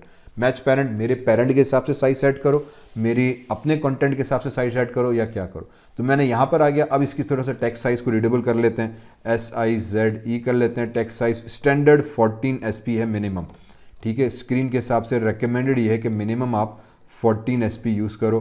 तो मैं इसको 14 SP के हिसाब से टेक्स्ट को मैं सेट कर देता हूँ। इसका भी मैंने 14 SP कर दिया। अब वो आपकी स्क्रीन के साइज़ के हिसाब से, आपके हिसाब से कितना पढ़ने में आ रहा है। मेरे पास ये आइकॉन्स बनकर आ गए, डन। ये हमारे पास एक स्ट्रक्चर हमने बना के पूरा सेट कर दिया यूँ। इसको अब मैं दोबारा से एक्सप्लेन करता हूँ क्योंकि ये थोड़ा सा क्रिटिकल हो गया, थोड़ा सा कॉम्प्लेक्स हो गया। हमने सबसे पहले क्या किया था, न्यू एक्टिविटी बनाई, कंस्ट्रेंट लेआउट को हटा के हमने राइट क्लिक करके लेआउट चेंज करके कन्वर्ट व्यू करके हमने उसको क्या किया, लीनियर, ठीक। फिर लीनियर बाय डिफॉल्ट हॉरिजेंटल आता है कॉलम फॉर्म में, हमने उस पर राइट क्लिक करके लीनियर पे जाके ओरिएंटेशन चेंज की। फिर ओरिएंटेशन में जाके हमने पहली रो के अंदर टेक्स्ट की हेडिंग डाली, दूसरी रो के अंदर मैंने स्क्रॉल व्यू डाला, और इसमें ऑटोमेटिकली अगर आप स्क्रॉल व्यू सेलेक्ट करोगे, यहां से हटाया, तो देखो ये मैच पेरेंट है। इसका मतलब ये कि स्क्रॉल व्यू ने कहा कि अब जितनी भी मेरे पेरेंट की साइज है ना, विड्थ तुम उतनी हो जाओ, हाइट भी हमने पेरेंट लेआउट कर दी कि जितने मेरे पेरेंट की हाइट है तुम ऑटोमेटिकली उतनी हाइट हो जाओ, ठीक है। तो ये पूरी स्क्रीन के ऊपर बाकी के जितना स्पेस बचा था स्क्रॉल आ गया। इस स्क्रॉल के अंदर हमने एक और लीनियर लेआउट डाल दिया, ठीक है। क्यों डाला, क्योंकि ये रो 1 बनी, इसी तरह रो 2 बनी, रो 3 बनेगी, रो 4 बनेगी। तो मैं स्क्रीन को ना अब रोज के अंदर डिवाइड कर रहा हूं। तो ये मैंने लीनियर लेआउट वर्टिकल वाला डाल दिया। फिर इस लीनियर के अंदर मैंने एक और लीनियर डाला, क्योंकि अब हर रो को मैंने एक्चुअली, अगर आप उंगलियों को देखो ना, तो ये रो 1 बनी, रो 2, रो 3, रो 4। अब हर उंगली के अंदर आपके 1 2 3 सेक्शन है, 1 2 3 सेक्शन, 1 2 3 सेक्शन है। तो ये रो 1 बनी, इस रो को भी मुझे 3 कॉलम में तोड़ना है। तो हमने फिर क्या किया, इस रो के अंदर ये उंगली बनी, इस रो के भी 3 हिस्सों को हमने तोड़ा यहाँ पे। तो उसके लिए मैंने वर्टिकल वाला, हॉरिजॉन्टल वाला, सॉरी कॉलम वाला लीनियर लेआउट इसके अंदर फेंका। तो ये रो 1 जो थी, इसको मैं 3 हिस्सों में तोड़ सकूं, 3 2 1 4, आप जितने बनाना चाहें, ठीक है। हमने कह दिया ओकी डोकी। अब इस लीनियर लेआउट के अंदर मैंने क्या डाल दिया, 1 2 3 कार्ड डाल दिए, ठीक है। एक दफा अब ये आप कार्ड एक बना के बाकी कॉपी पेस्ट भी कर सकते हो, मैं अभी बताता हूं कैसे होगा। बाकी की सारा कंटेंट हम कॉपी पेस्ट करेंगे। तो मैंने इस लीनियर लेआउट के अंदर अब ये कार्ड 1 डाला, कार्ड 2 डाला, कार्ड 3 डाला, ठीक है। पहले हमने कार्ड 1 डाला था। कार्ड 1 बेसिकली हमारे पास इस तरीके से एक बड़ा जबरदस्त किस्म का लेआउट बना के दे देते हैं कार्ड्स का, ठीक है। तो यू कैन सी दिस के बॉर्डर आ गया हमारे पास। अब इसमें आप एलिवेशन थी, मैंने कहा कि बाय डिफॉल्ट हमने 10 रखी है, आप इसको थोड़ा सा इंक्रीज भी कर सकते हो, ताकि ये 12 कर दी तो थोड़ा सा ज़्यादा उभरा हुआ नजर आएगा। हमारे हिसाब से 10 ठीक है, क्योंकि मुझे ज़्यादा कार्ड्स दिखाने हैं। तो जितना ऊपर करोगे उतनी उसकी साइज़ पे भी थोड़ा बहुत फ़र्क आएगा। 10 11 12, आई थिंक 16 के बाद फिर आपको फ़र्क महसूस वैसे ही नहीं हो रहा होता। ओके, कार्ड बन गया, ठीक। इस कार्ड के अंदर अब मुझे क्या करना है, एक लोगो देना है और लोगो के नीचे टेक्स्ट आना चाहिए।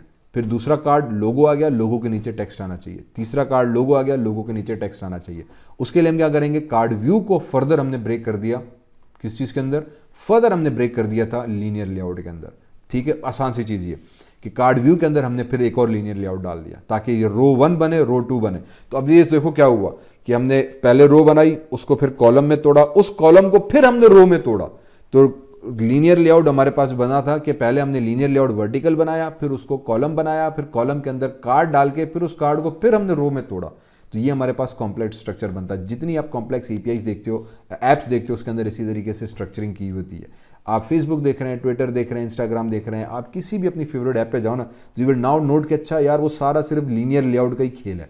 Linear layout, nested linear layouts, cards, views, सारा बेसिकली उसी का खेल है। कोई भी आप अपनी फेमस ऐप उठाओगे, आपको अब आप जहन से बनाने बैठो तो उसका कंपोनेंट ट्री कुछ इस तरीके से बन रहा होता है, ठीक है।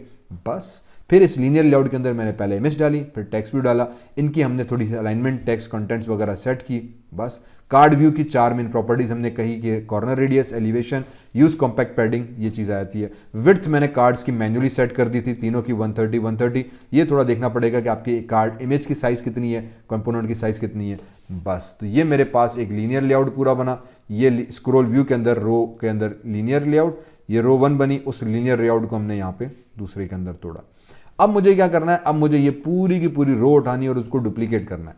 तो मैं आ जाऊंगा स्प्लिट के अंदर, ठीक है। स्प्लिट में आ जाएंगे तो मेरे पास जो कंपोनेंट्स बने थे, ठीक है, स्प्लिट के अंदर हम आ गए और स्प्लिट के अंदर आने के बाद if I come back here, तो ये जो मेरे पास कंपोनेंट्स बने थे देखो, लीनियर लेआउट, उसके अंदर टेक्स्ट व्यू, फिर स्क्रॉल व्यू के अंदर हमने फिर लीनियर लेआउट डाला था, तो ये हमारे पास मेन लीनियर लेआउट। इस लीनियर लेआउट के अंदर मैंने एक और हॉरिजेंटल वाला लीनियर लेआउट डाला था। अब ये मेरे काम का है, तो मैं क्या करूँगा, इस लीनियर लेआउट पे यहाँ पे सेलेक्ट किया, तो देखो उसकी ये पर थोड़ा सा मैरून कलर का हो गया था। इसके नीचे ये पूरी लाइन आ रही है कि यार ये सारा कोडिंग उसने, शहजादे ने खुद ही करके यहाँ तक दे दी। ये पूरा रो 1 का जो हमारे पास कंटेंट आ गया, मैंने कह दिया बहुत ज़बरदस्त, चुपके से इसको किया कॉपी, स्प्लिट में गए, XML का कोड आ गया, इस पूरे लीनियर लेआउट को आइडेंटिफाई किया। अब आइडेंटिफाई करना लाजमी है। मैंने कैसे आइडेंटिफाई किया कि मैंने स्ट्रक्चर रखा था क्या, ठीक है, स्क्रॉल व्यू के अंदर लीनियर लेआउट, ये रोज बन गई, ठीक है। अब इसके अंदर रो 1 का मुझे पूरा कॉपी करना है, तो मैं रो 1 के पूरे हिस्से के अंदर आया, तो रो 1 के अंदर मैंने एक और लीनियर लेआउट डाला था, तो वो लीनियर लेआउट के मैंने एरो पे पहले क्लिक किया, इससे पहले, तो ये मैरून कलर का हो गया और ये लाइन थोड़ी सी आपकी बोल्ड नज़र आ रही है। इसको मैंने स्क्रॉल करते करते करते करते करते करते नीचे आया, जहाँ पे मैरून कलर का ख़त्म हो रहा है, शिफ्ट दबा के वहाँ पे मैंने क्लिक किया, तो ये पूरा कोड मेरे पास कॉपी हो गया।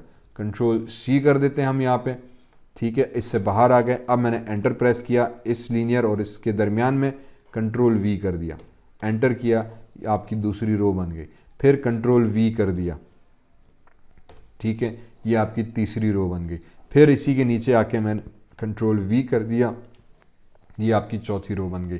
इसी तरीके से नीचे आके Ctrl+V कर दिया, तो आपकी बेसिकली छठी सातवीं जितनी अब आप रोज़ बनाना चाहो बनेंगी, एंड ये आपकी स्क्रोलेबल हमारे पास बन गई, ठीक है। मेरे पास मेरा मेन्यू बन गया। मैं इतनी ज़्यादा फिलहाल बनाने के मूड में नहीं हूँ, लेकिन just to explain the scroll view हमने ये बना दिया। अब यहाँ पे कुछ एरर्स आ गए। एरर्स क्या आए भाईजान, मैं फिलहाल फुल कोड व्यू ऑन कर लेता हूँ ताकि मैं ज़रा कोड को अच्छी तरीके से पढ़ सकूँ। तो ऊपर आ जाते हैं वापस, ठीक है। अब एरर क्या आ गया, एरर ये आ गया कि भाईजान जब आपने कोड बनाया था, ठीक है, वापस ऊपर आ गए, टेक्स्ट व्यू के अंदर स्क्रॉल व्यू के अंदर लीनियर लेआउट, तो ये पहला लीनियर लेआउट आया।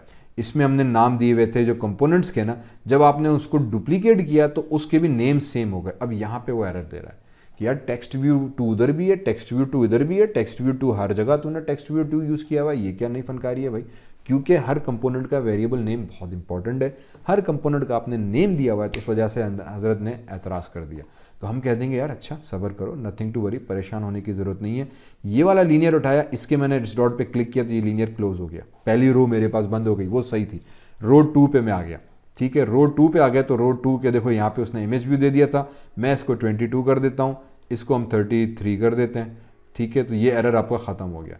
फिर वापस नीचे कार्ड व्यू में आ गए, इसको हम 20 अब मैं 3 कर देता हूँ, सॉरी नाम में चेंज कर देता हूँ, ठीक है। 2 था तो आगे 3 लगा दिया, 5 था तो इसको 53 कर देते हैं, ठीक है। तो ये हमारे पास एरर ख़त्म हो गया, ये पहला लेआउट हमारे पास क्लियर हो गया। ये 3 था तो इसको 33 कर देते हैं, इसको हम 43 कर देते हैं। तो सिंपल वेरिएबल नेम सिर्फ अपने चेक करने के कहाँ कहाँ सेम हो रहा है। इमेज व्यू हमारे पास ये आ गया था, इसका भी नाम हम 20 आई थिंक 25 होगा, अभी सिर्फ नेमिंग याद रखना है यार, ठीक है। ये 35, उप्स, ये जो था ये भी 35 बनेगा,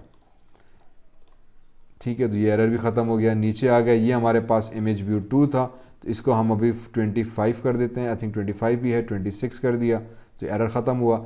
ये 55 हो गया तो इसको हमने 54 कर दिया, ये एरर भी ख़त्म हुआ।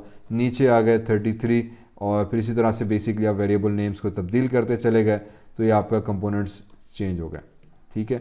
उसूलन बेहतर ये कि आप इसका नाम फजीलत से रखते जाओ, ठीक है, और फिर उसके बाद ताकि आपको जब चेंज करना पड़े तो आपके पास कोई प्रॉब्लम ना हो। तो फिलहाल मैं रैंडम नंबर्स दे रहा हूँ उस पर, ताकि जल्दी से मेरा ये सेशन कंप्लीट हो, मैं वीडियो को प्लेबैक कर सकूँ। और इधर आगे इतनी ज़्यादा कॉपी पेस्ट करने का नतीजा यही निकला कि फिर अब हमारे पास नेमिंग का बड़ा मसला आ जाएगा, ठीक है। तो फिलहाल मैं इसके आगे रैंडम नंबर देता हुआ जा रहा हूँ ताकि मैं इसमें एरर को जल्दी से ख़त्म कर सकूँ। और अभी भी रह गया, ठीक है, और इसके आगे भी हमने नंबर दे दिए, खलास। तो अब आप देखोगे सारी रेड डॉट्स ख़त्म हो गए, सारे एरर ख़त्म हो गए, कोड पे आ गए, एवरीथिंग इज़ वर्किंग। यहाँ से मेन डॉट हट गया, मेरे पास मेरी ऐप बनकर रेडी स्टडी होकर आ गई। इफ़ यू वांट, अब इसको आप रन करेंगे तो ये मेरे एम्यूलेटर ऑलरेडी रनिंग स्टेट में रहे, ये कोड को कंपाइल करके मेरी ऐप बनाएगा, मेरा कार्ड व्यू बनकर कंप्लीट हो गया। तो उम्मीद है कि यहाँ तक ये चीज़ें चिट क्लियर हो गई।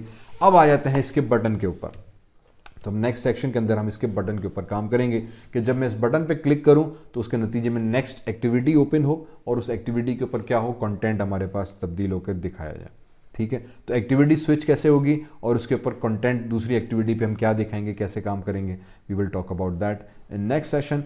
इंस्टॉलिंग हो रही है, let's just see this app first कि इंस्टॉल होकर हमारे पास एंड्रॉयड क्लास का आइकॉन आ गया, ये मेरे पास ऐप आ गई, as you can see this wonderful. तो बड़े ज़बरदस्त किस्म के आइकॉन्स बन गए, इमेजेस बन गई। अभी इस पर ऑब्वियसली बटन पे हमने कुछ नहीं लगाया हुआ है, तो मेरे पास कार्ड लेआउट की पूरी ऐप आ गई। साइज़ आपके ऊपर है, छोटी बड़ी कर सकते हैं, मैंने 3 रखे हुए हैं। इस वक्त स्क्रीन की साइज़ ज़्यादा बड़ी है तो 4 आ रहे हैं क्योंकि ये एम्यूलेटर है। छोटी स्क्रीन होगी तो ऑटोमेटिकली उस हिसाब से एडजस्ट हो जाएगा। 5 इंच की आती है, 6 इंच की आती है, स्क्रीन साइज़ के हिसाब से। ठीक है, ये चीज़ क्लियर हो गई, वंडरफुल हो गया, ज़बरदस्त कहानी हो गई। आप इस पे 2 रोज़ भी देख सकते हो, बड़े बड़े आइकॉन्स भी आ सकते हैं, एक आइकॉन भी सिंगल रो पे आ सकता है, कंप्लीटली अप टू यू। कुछ ट्यूटोरियल्स मेरे मौजूद हैं डिस्क्रिप्शन में, लिंक्स में मैं डाल दूंगा, you can watch on my channel. तो इस पर मैंने और तफसील में बात की हुई है। यहाँ तक बात हो गई क्लियर, ये मेरे पास चीज़ बनी। अब एक और चीज़, आइकॉन्स कैसे चेंज करने, सबके तो हमने डुप्लीकेट किए थे। आइकॉन चेंज करने के लिए सिंपली हम इमेज को यहीं से सेलेक्ट किया, ड्रॉबल में चले गए और यहाँ से मैं आइकॉन को तब्दील कर दूंगा, तो ये मेरे पास इधर आ जाएगा। फॉर एग्जाम्पल इसको मैंने पी कर दिया। ठीक है, इस वाले को सेलेक्ट करके मैंने इसको पी की जगह पे कुछ और देना था यार, ट्विटर वाला दे देते हैं, तो ये ट्विटर वाला आइकॉन आ जाएगा। इसको मैंने क्लिक करके सेलेक्ट कर देते हैं and then I have a Facebook for example, तो ये पिंटरेस्ट, ट्विटर, इनके आइकॉन्स आ गए। तो इस तरह से बेसिकली अब क्योंकि आपने इंपोर्ट किए हुए हैं, जो इमेज आप आइकॉन रखने के चाहोगे basically now you can give those icons to this thing, तो आपके आइकॉन्स उस हिसाब से तब्दील हो जाएंगे डिपेंडिंग ऑन आप कितना काम उस पर कर रहे हो। ठीक है, तो ये आपके आइकॉन्स भी तब्दील हो गए। यहाँ तक कोई चीज़ क्लियर? उम्मीद है कि ये थोड़ा सा कार्ड लेआउट का स्ट्रक्चर ज़्यादा मुश्किल नहीं हुआ होगा, लेकिन इसमें हमने जल्दी से बहुत सारी चीज़ें कवर कर ली। आप इसको ब्रेक डाउन करके भी कर सकते हो, मैंने कहा कुछ तफसीलन ट्यूटोरियल्स मेरे पास मौजूद हैं, 1-2 दफ़ा देखोगे आपके कॉन्सेप्ट्स क्लियर हो जाएगा कि यार ये क्या ज़बरदस्त चीज़ हमने बना दी। फिर कॉपी पेस्ट करते चले गए, आपके सारे कार्ड जो थे ना वो रेडी स्टडी गो हो गए हमारे पास। ठीक है, वंडरफुल कहानी हो गई। तो इन सब को मैंने फिलहाल किया मिनिमाइज। ये लीनियर लेआउट्स हमारे पास कॉपी हो गए थे। हर लीनियर लेआउट के अंदर 3 कार्ड्स हैं, हर कार्ड के अंदर लीनियर लेआउट है और फिर उसके अंदर हमारे पास 2 इमेजेस हैं। ये हमारे पास एक कॉम्प्लेक्स स्ट्रक्चर कंप्लीट हुआ। अब आ जाते हैं न्यू एक्टिविटी के अंदर। न्यू एक्टिविटी क्रिएट करने के लिए क्या करना पड़ेगा, बात करते हैं उस पर। ठीक तो अब हमें क्या करना है बेसिकली कि जब मैं इसमें बटन पे क्लिक करूं, इस इमेज पे क्लिक करूं, तो उसके नतीजे में न्यू एक्टिविटी ओपन हो और वहां पे कुछ कंटेंट हमारे पास शो हो। उसके लिए सबसे पहले हम आ जाएंगे फाइल पे, न्यू पे, एक्टिविटी पे गए और हमने एक न्यू एम्प्टी एक्टिविटी बना दी। ठीक है, क्लिक ऑन एम्प्टी एक्टिविटी, यहाँ पे आ गया मेरे पास। तो इसको मैं नाम देता हूँ शो नोट्स करके, कुछ भी नाम दे सकते हैं आप। नाम दे दिया, लेआउट का name activity show layouts, automatically उसने सेट कर दिया। मैंने कहा कोई मसला नहीं है जानी मेरी। पैकेज नेम भी वही मैंने रखा, जावा भी मैंने वही रखी। क्लिक ऑन फिनिश, तो हमारे पास एक फिनिश करके एक एक्टिविटी बनकर आ गई। इफ यू गो नाउ तो यू विल नोट कि आपकी जावा के अंदर 2 चीज़ें बनकर आ गई।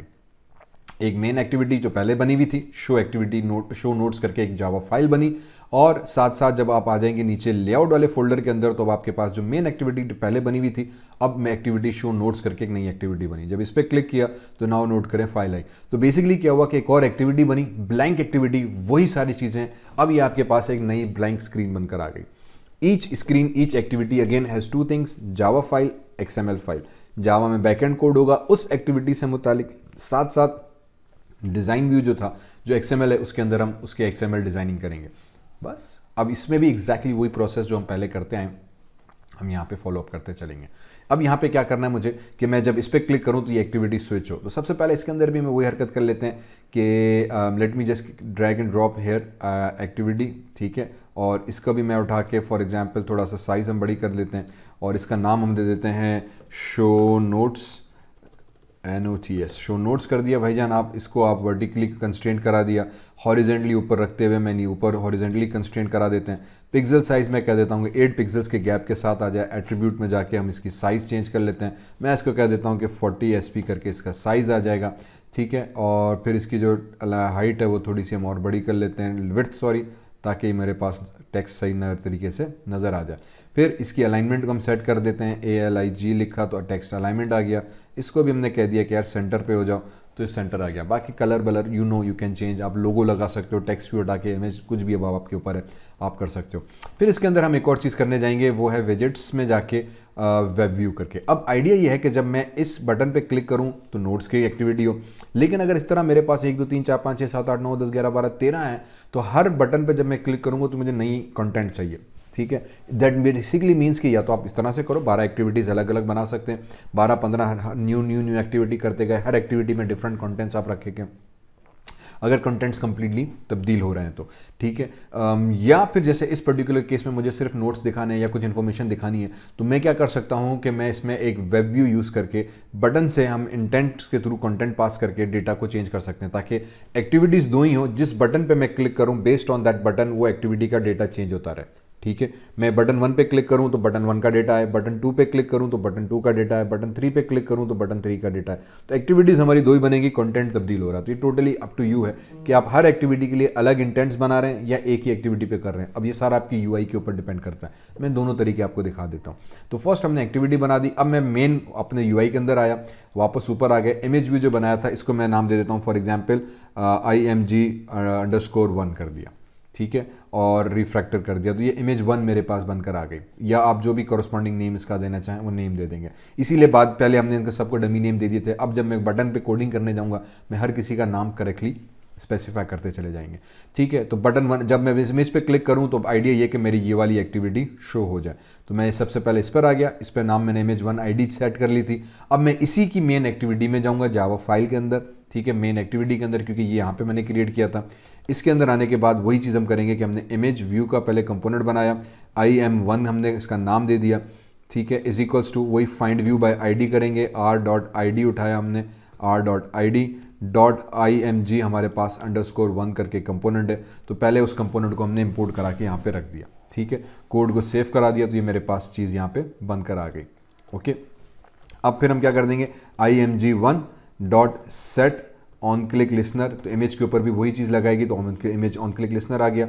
इसके आर्गुमेंट्स में हमने new view on click listener लिखना था, व्यू न्यू लिखा तो view on click listener help में पहला आ गया। एंटर प्रेस कर देंगे तो ये सारा कोड ऑटोमेटिकली लिखा हुआ आ जाएगा। अब इसके अंदर मुझे क्या करना है कि जब इस इमेज पे क्लिक हो तो दूसरी एक्टिविटी स्विच हो, उसके लिए हम क्या करते हैं, उसके लिए हम यूज़ करते हैं इंटेंट्स, ठीक है। चेंज एक्टिविटी का वेरिएबल बना दिया, नेम कोई भी हो सकता है, is equals to new intent. अब ये इंटेंट कोड है, जावा का कोड है, जावा एंड्रॉइड के लिए इस्तेमाल होता है। इसका बेसिक काम ये कि ये हमें एक्टिविटी स्विच करने के लिए काम आएगा। तो हम यहाँ पे इसको बता रहे हैं कि यार अब मैं एक्टिविटी स्विच करना चाह रहा हूँ। कौन सी एक्टिविटी, मैं इसको कह दूंगा get application context, current application में ही मेरी दूसरी एक्टिविटी मौजूद है, वो दे दी। अब उस एक्टिविटी का नाम, तो मैं एक्टिविटी का नाम दे दिया शो नोट्स डॉट क्लास, ठीक है, सेमीकोलन। अब क्लास क्यों दिया, अगर आपने जावा पढ़ी हुई है तो जावा में आपको पता होगा कि जब भी हम कोड कंपाइल करते हैं तो वो बाइट कोड में तब्दील होता है और डॉट क्लास करके फाइल सेव हो जाती है। डॉट जावा सोर्स कोड है, जब कोड कंपाइल होकर फाइनल डिप्लॉयमेंट में जाता है तो एक्चुअली सोर्स कोड नहीं जाता, उसका एक रनएबल कोड एग्जीक्यूट रनएबल फाइल बन जाती है, उस फाइल की एक्सटेंशन बनती है डॉट क्लास। तो dot show notes dot class लगा देंगे कि यार इसकी जो क्लास फाइल बनेगी वो वाली तुम एग्जीक्यूट करो। फिर हम यहाँ पे आ जाएंगे, अब एक फिर यहाँ पे एक मेथड हम करते हैं स्टार्ट एक्टिविटी और चेंज एक्टिविटी का ये जो वेरिएबल बनाया था ये हमने इसको पास कर दिया।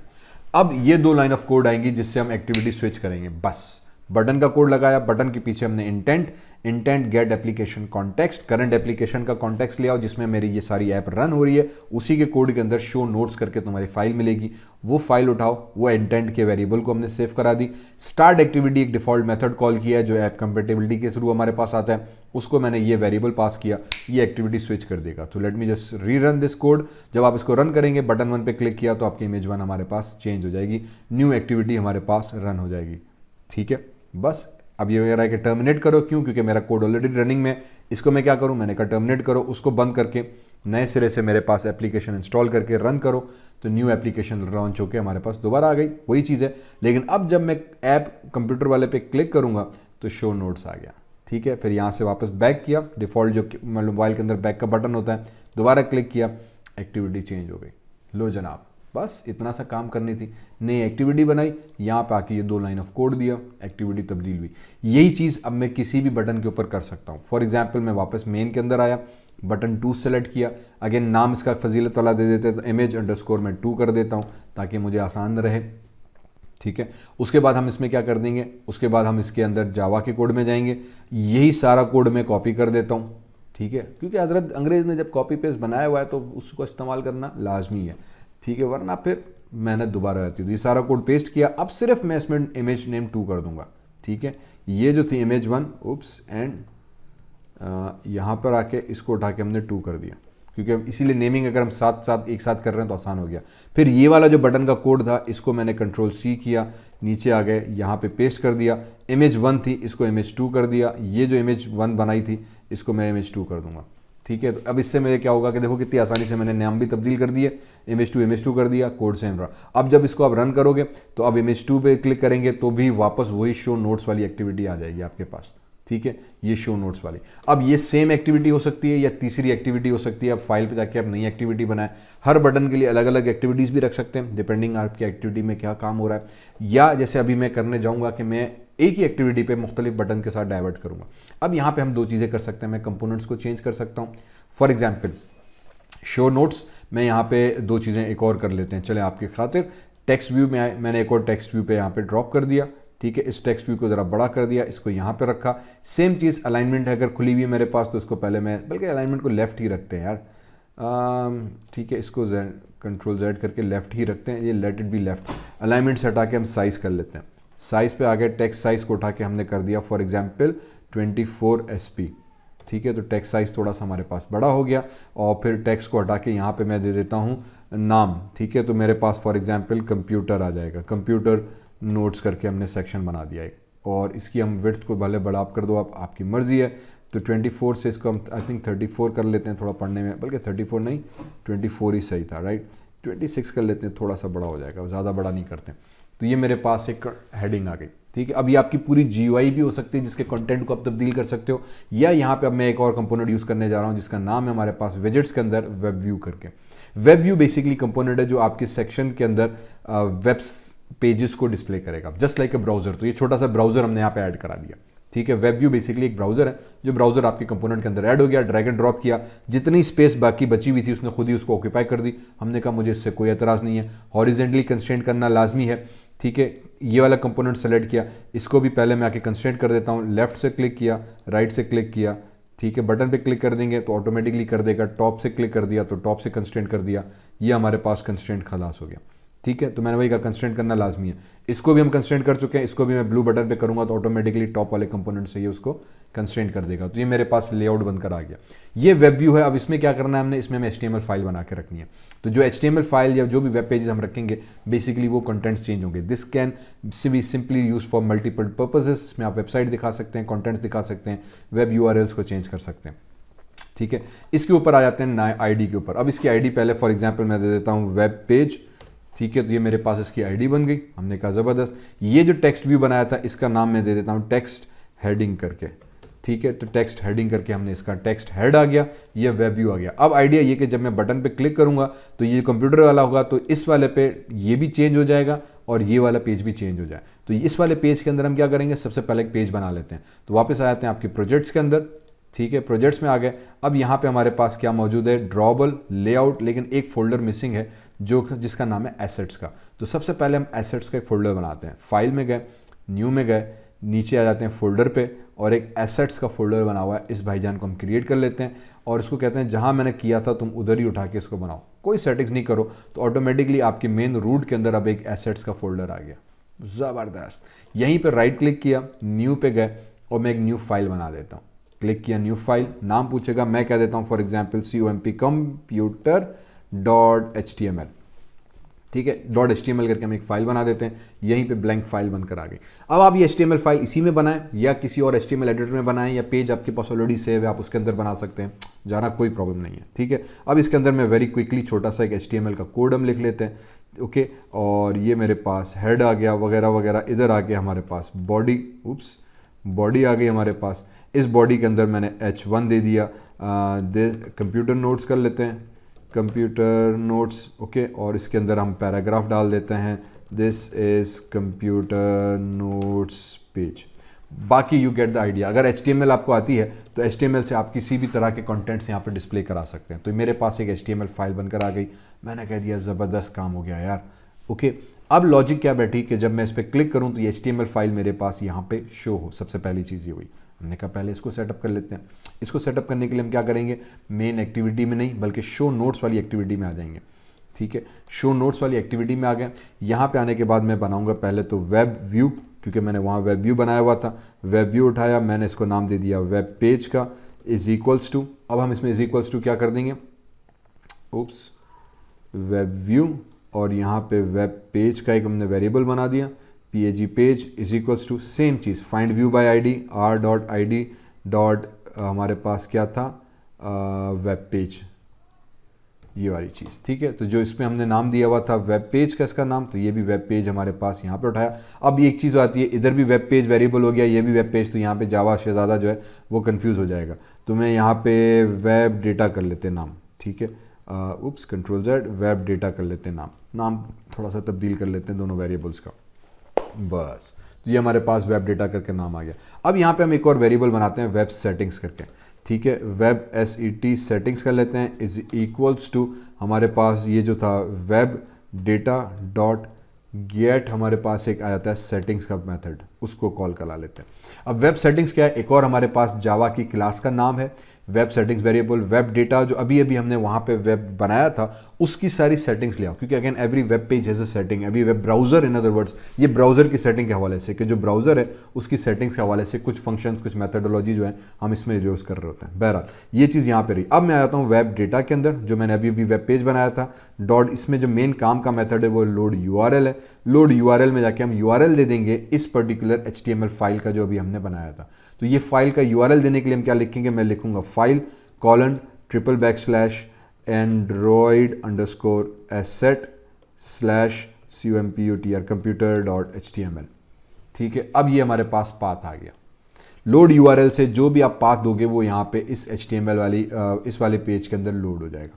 इसमें हमने क्या किया, दो चीज़ें की हैं जिसको थोड़ा सा मद्देनज़र रखना लाजमी है।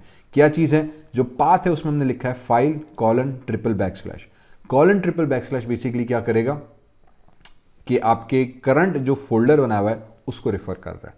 एंड्रॉयड एसेट इस फोल्डर का नाम है। तो ये जो हमने पूरा बनाया ना, ये actually take it as a keyword, ये एक फिक्स्ड पाथ है इस एसेट्स फोल्डर का, इसीलिए फोल्डर हमने एसेट्स करके बनाया था। ठीक है, इस फोल्डर का ये पर्टिकुलर पाथ है। क्यों? क्योंकि आपकी ऐप मोबाइल में कहीं भी इंस्टॉल हो सकती है, मेमोरी कार्ड में हो सकती है, आपकी मोबाइल की स्टोरेज इंटरनल में हो सकती है, हर मोबाइल का अपना स्टोरेज है। तो जब ऐप इंस्टॉल होगी ना, तो ये ऑटोमेटिकली एक ग्लोबल पाथ के तौर पे इस एसेट्स फोल्डर को रेफर कर रहा है। ये हर दफ़े हमने सेम ही रखना है, हम तब्दील नहीं करना, इसी को ही याद रखना है। // इसलिए क्योंकि इस फोल्डर का बेसिकली पाथ का स्ट्रक्चर आता है। अब जो चेंज हम करेंगे computer.html फाइल नेम चेंज करेंगे, तो आपकी फाइल नेम चेंज हो जाएगी। ठीक है, अब इसमें हम आ जाते हैं वेब सेटिंग्स जो हमने बनाई थी डॉट, एक मेथड मैं यूज़ कर लेता हूँ set use wide view port. ठीक है, और इसको हम दे देते हैं फॉल्स, ताकि ये जो है ना नॉर्मल मोड में हमारे पास काम करे। वरना wide view port actually wide में होता है, तो अगर HTML पेज आपका बड़ा हो गया तो सारा बड़ा हो जाता है, लंबी स्क्रीन पे आता है। हम इसको कह देंगे यार वाइड व्यू को यूज़ करते हुए मोबाइल लेआउट पे ले आओ, तो ये मोबाइल लेआउट। तो इसीलिए वेब सेटिंग्स का वेरिएबल यूज़ किया था। इसकी सेटिंग्स के लिए लोड URL हमने यूज़ किया वेब को URL लोड करने के लिए, बस। अब जब आप HTML के इस पेज पर आकर रन करोगे तो बेसिकली क्या होगा कि इस वाले पर्टिकुलर के ऊपर आपकी HTML फाइल लोड हो जाएगी। इतनी सी कहानी थी। टर्मिनेट करो पुराने ऐप को, हमारे पास नई ऐप बनाओ, उसको इंस्टॉल करो और अब उसको लॉन्च करो, तो ऐप आ गई। मैंने एक्टिविटी पे क्लिक किया तो मेरे पास सीधे कंप्यूटर नोट्स की हेडिंग, शो नोट्स और ये HTML का पेज आ गया। ज़बरदस्त। अब इसी के अंदर आप चाहे बैकग्राउंड कलर देना चाहें, स्टाइल्स देना चाहें, जो भी HTML के साथ आप करें। अगर HTML आती है तो बहुत ज़बरदस्त, नहीं आती तो HTML का भी पूरा ट्यूटोरियल मेरे पास अपलोडेड है, कंप्लीट HTML W3 स्कूल के साथ 1-1.5 घंटे का लेक्चर है, आप पूरी HTML उसमें से सीख जाओगे। मैं लिंक अगेन डिस्क्रिप्शन में उसका भी डाल दूंगा, यू कैन फॉलो दैट। तो आपके अब HTML लोड हो गया, बस कंप्लीट होगी सारी कहानी। अब जो भी डेटा आप यहाँ पर डालोगे वो आपका यहाँ पर डिस्प्ले हो जाएगा। ठीक है, लॉजिक क्या रही? लॉजिक ये रही कि हमने 2 एक्टिविटीज़ यूज़ की हैं, एक पे क्लिक किया तो उसका हमारे पास शो आ गया, लेकिन अब मैं दूसरे पे क्लिक करूं तो क्या होगा? ठीक है, जब इस पे क्लिक करूं तब भी एक्चुअली वो फिलहाल वही दिखाएगा। अब मेरा लॉजिक ये कि जब मैं इस पे क्लिक करूं, जब मैं बटन 1 पे क्लिक करूं तो कंप्यूटर का डेटा है, जब बटन 2 पे क्लिक करूं तो मोबाइल का डेटा दिखाए। अब ये हम कैसे करेंगे? मीन्स मल्टीपल बटन्स हैं, एक्टिविटी एक ही है, जिस बटन पे मैं क्लिक कर रहा हूँ उसके बेस पे मुझे एक्टिविटी स्विच करके दिखाएं। तो ये चीज़ कर लेते हैं। आ जाते हैं एसेट्स के ऊपर, राइट क्लिक किया, न्यू में गए, एक नई फाइल बना दी। मैंने यहाँ पे दे दिया mobile.html, एक नई HTML फाइल बना दी। ठीक है, मैं कंप्यूटर वाली फाइल को Ctrl+C किया, यहाँ पे Ctrl+V किया। अब यहाँ पे मैं दे देता हूँ फॉर एग्जांपल मोबाइल नोट्स, तो ये मेरे पास मोबाइल नोट्स आ गया, this is my mobile notes. तो पेज को चेंज कर देते हैं थोड़ा, HTML का पेज चेंज हो गया। इसी तरीके से फाइल न्यू, और हम तीसरी की जो हमारे पास था फॉर एग्जांपल वीडियो, तो फाइल एसेट्स पे चले जाते हैं, प्रोजेक्ट वाले पे क्लिक किया, एसेट्स पे गए, राइट क्लिक किया, न्यू पे गए और हमने एक और फाइल बना दी, किधर बनी है, एसेट्स, न्यू फाइल बना दे भाईजान। इसको हमने नाम दे दिया video.html, ठीक है। इसके अंदर भी वही कोड कर दिया और इसको मैंने नाम दे दिया VIDO वीडियो नोट्स, ठीक है। This is VIDO video notes page. तो हमने अब आपको नोट होगा कि जितने कंटेंट आप बनाते जाओगे उसके हिसाब से आप HTML तब्दील करते जाओगे। ऑब्वियसली हमें कंटेंट्स रखना होता है। यहाँ पर आ गए, ये image2 थी, इस पे आ गए, ये इमेज हम img_3 कर देते हैं। रिफैक्टर कर दो, मैंने कहा यस। तो ये img हमारे पास 2 थी, ये img1 हो गई। इसी तरह से सारे कंपोनेंट्स के हम नेम तब्दील कर देंगे। जब मैं image2 पे क्लिक करना चाह रहा हूँ तो मैं चाहूँगा कि मोबाइल आ जाए। जब image3 पे क्लिक करूँ तो मैं चाह रहा हूँ वीडियो आ जाए, लेकिन एक्टिविटी हमारे पास एक ही हो और इसकी ये दोनों हेडिंग्स चेंज हो जाएं। तो ज़रूरी नहीं कि आप HTML यूज़ करो। एक्चुअली ये मैं HTML एग्जाम्पल कर रहा हूँ, लेकिन ये वाला एग्जाम्पल जैसे है तो इसमें अब हम कोई भी कंपोनेंट को भी तब्दील कर सकते हैं, ठीक है। तो हो सकता है आप पूरी UI अपने हिसाब से डिज़ाइन करो, लेकिन उस UI के कंपोनेंट्स भी आप कंप्लीटली चेंज कर सकते हो। इमेजेस भी चेंज हो सकती हैं, टेक्स्ट भी चेंज हो सकता है, लेआउट्स भी चेंज हो सकते हैं, अप टू यू कंप्लीटली। हमने क्या करना है, हमने वापस आ जाना है शो नोट्स पे नहीं, अब आ जाना है मेन एक्टिविटी के अंदर, ठीक है। मेन एक्टिविटी में आके हमने image1 बनाई थी, image2 बनाई थी, इसमें इंटेंट्स पास किए थे। अब इस इंटेंट के साथ हम एक और हरकत करेंगे, हम कहेंगे change activity dot put extra. अब हम इसके साथ, क्योंकि मैं चाह रहा हूँ कि जो इस बटन पे मैं क्लिक करूँ उसकी इन्फॉर्मेशन जाए दूसरी एक्टिविटी के पास कि यार कौन सा बटन क्लिक हुआ है, उसकी बेस पे मैं डिसीजन लूँ कि अब मैं कौन सी एक्टिविटी दिखाना चाह रहा हूँ। उसके लिए बेसिकली क्या आइडिया है, उसके लिए हमारे पास आइडिया है कि एक हम दे देंगे की। फॉर एग्जाम्पल मेरे पास आ जाएगा HTML पेज, ठीक है, ये मैंने की बना दी, ओके। उसके बाद हम उसमें वो पाथ दे देंगे।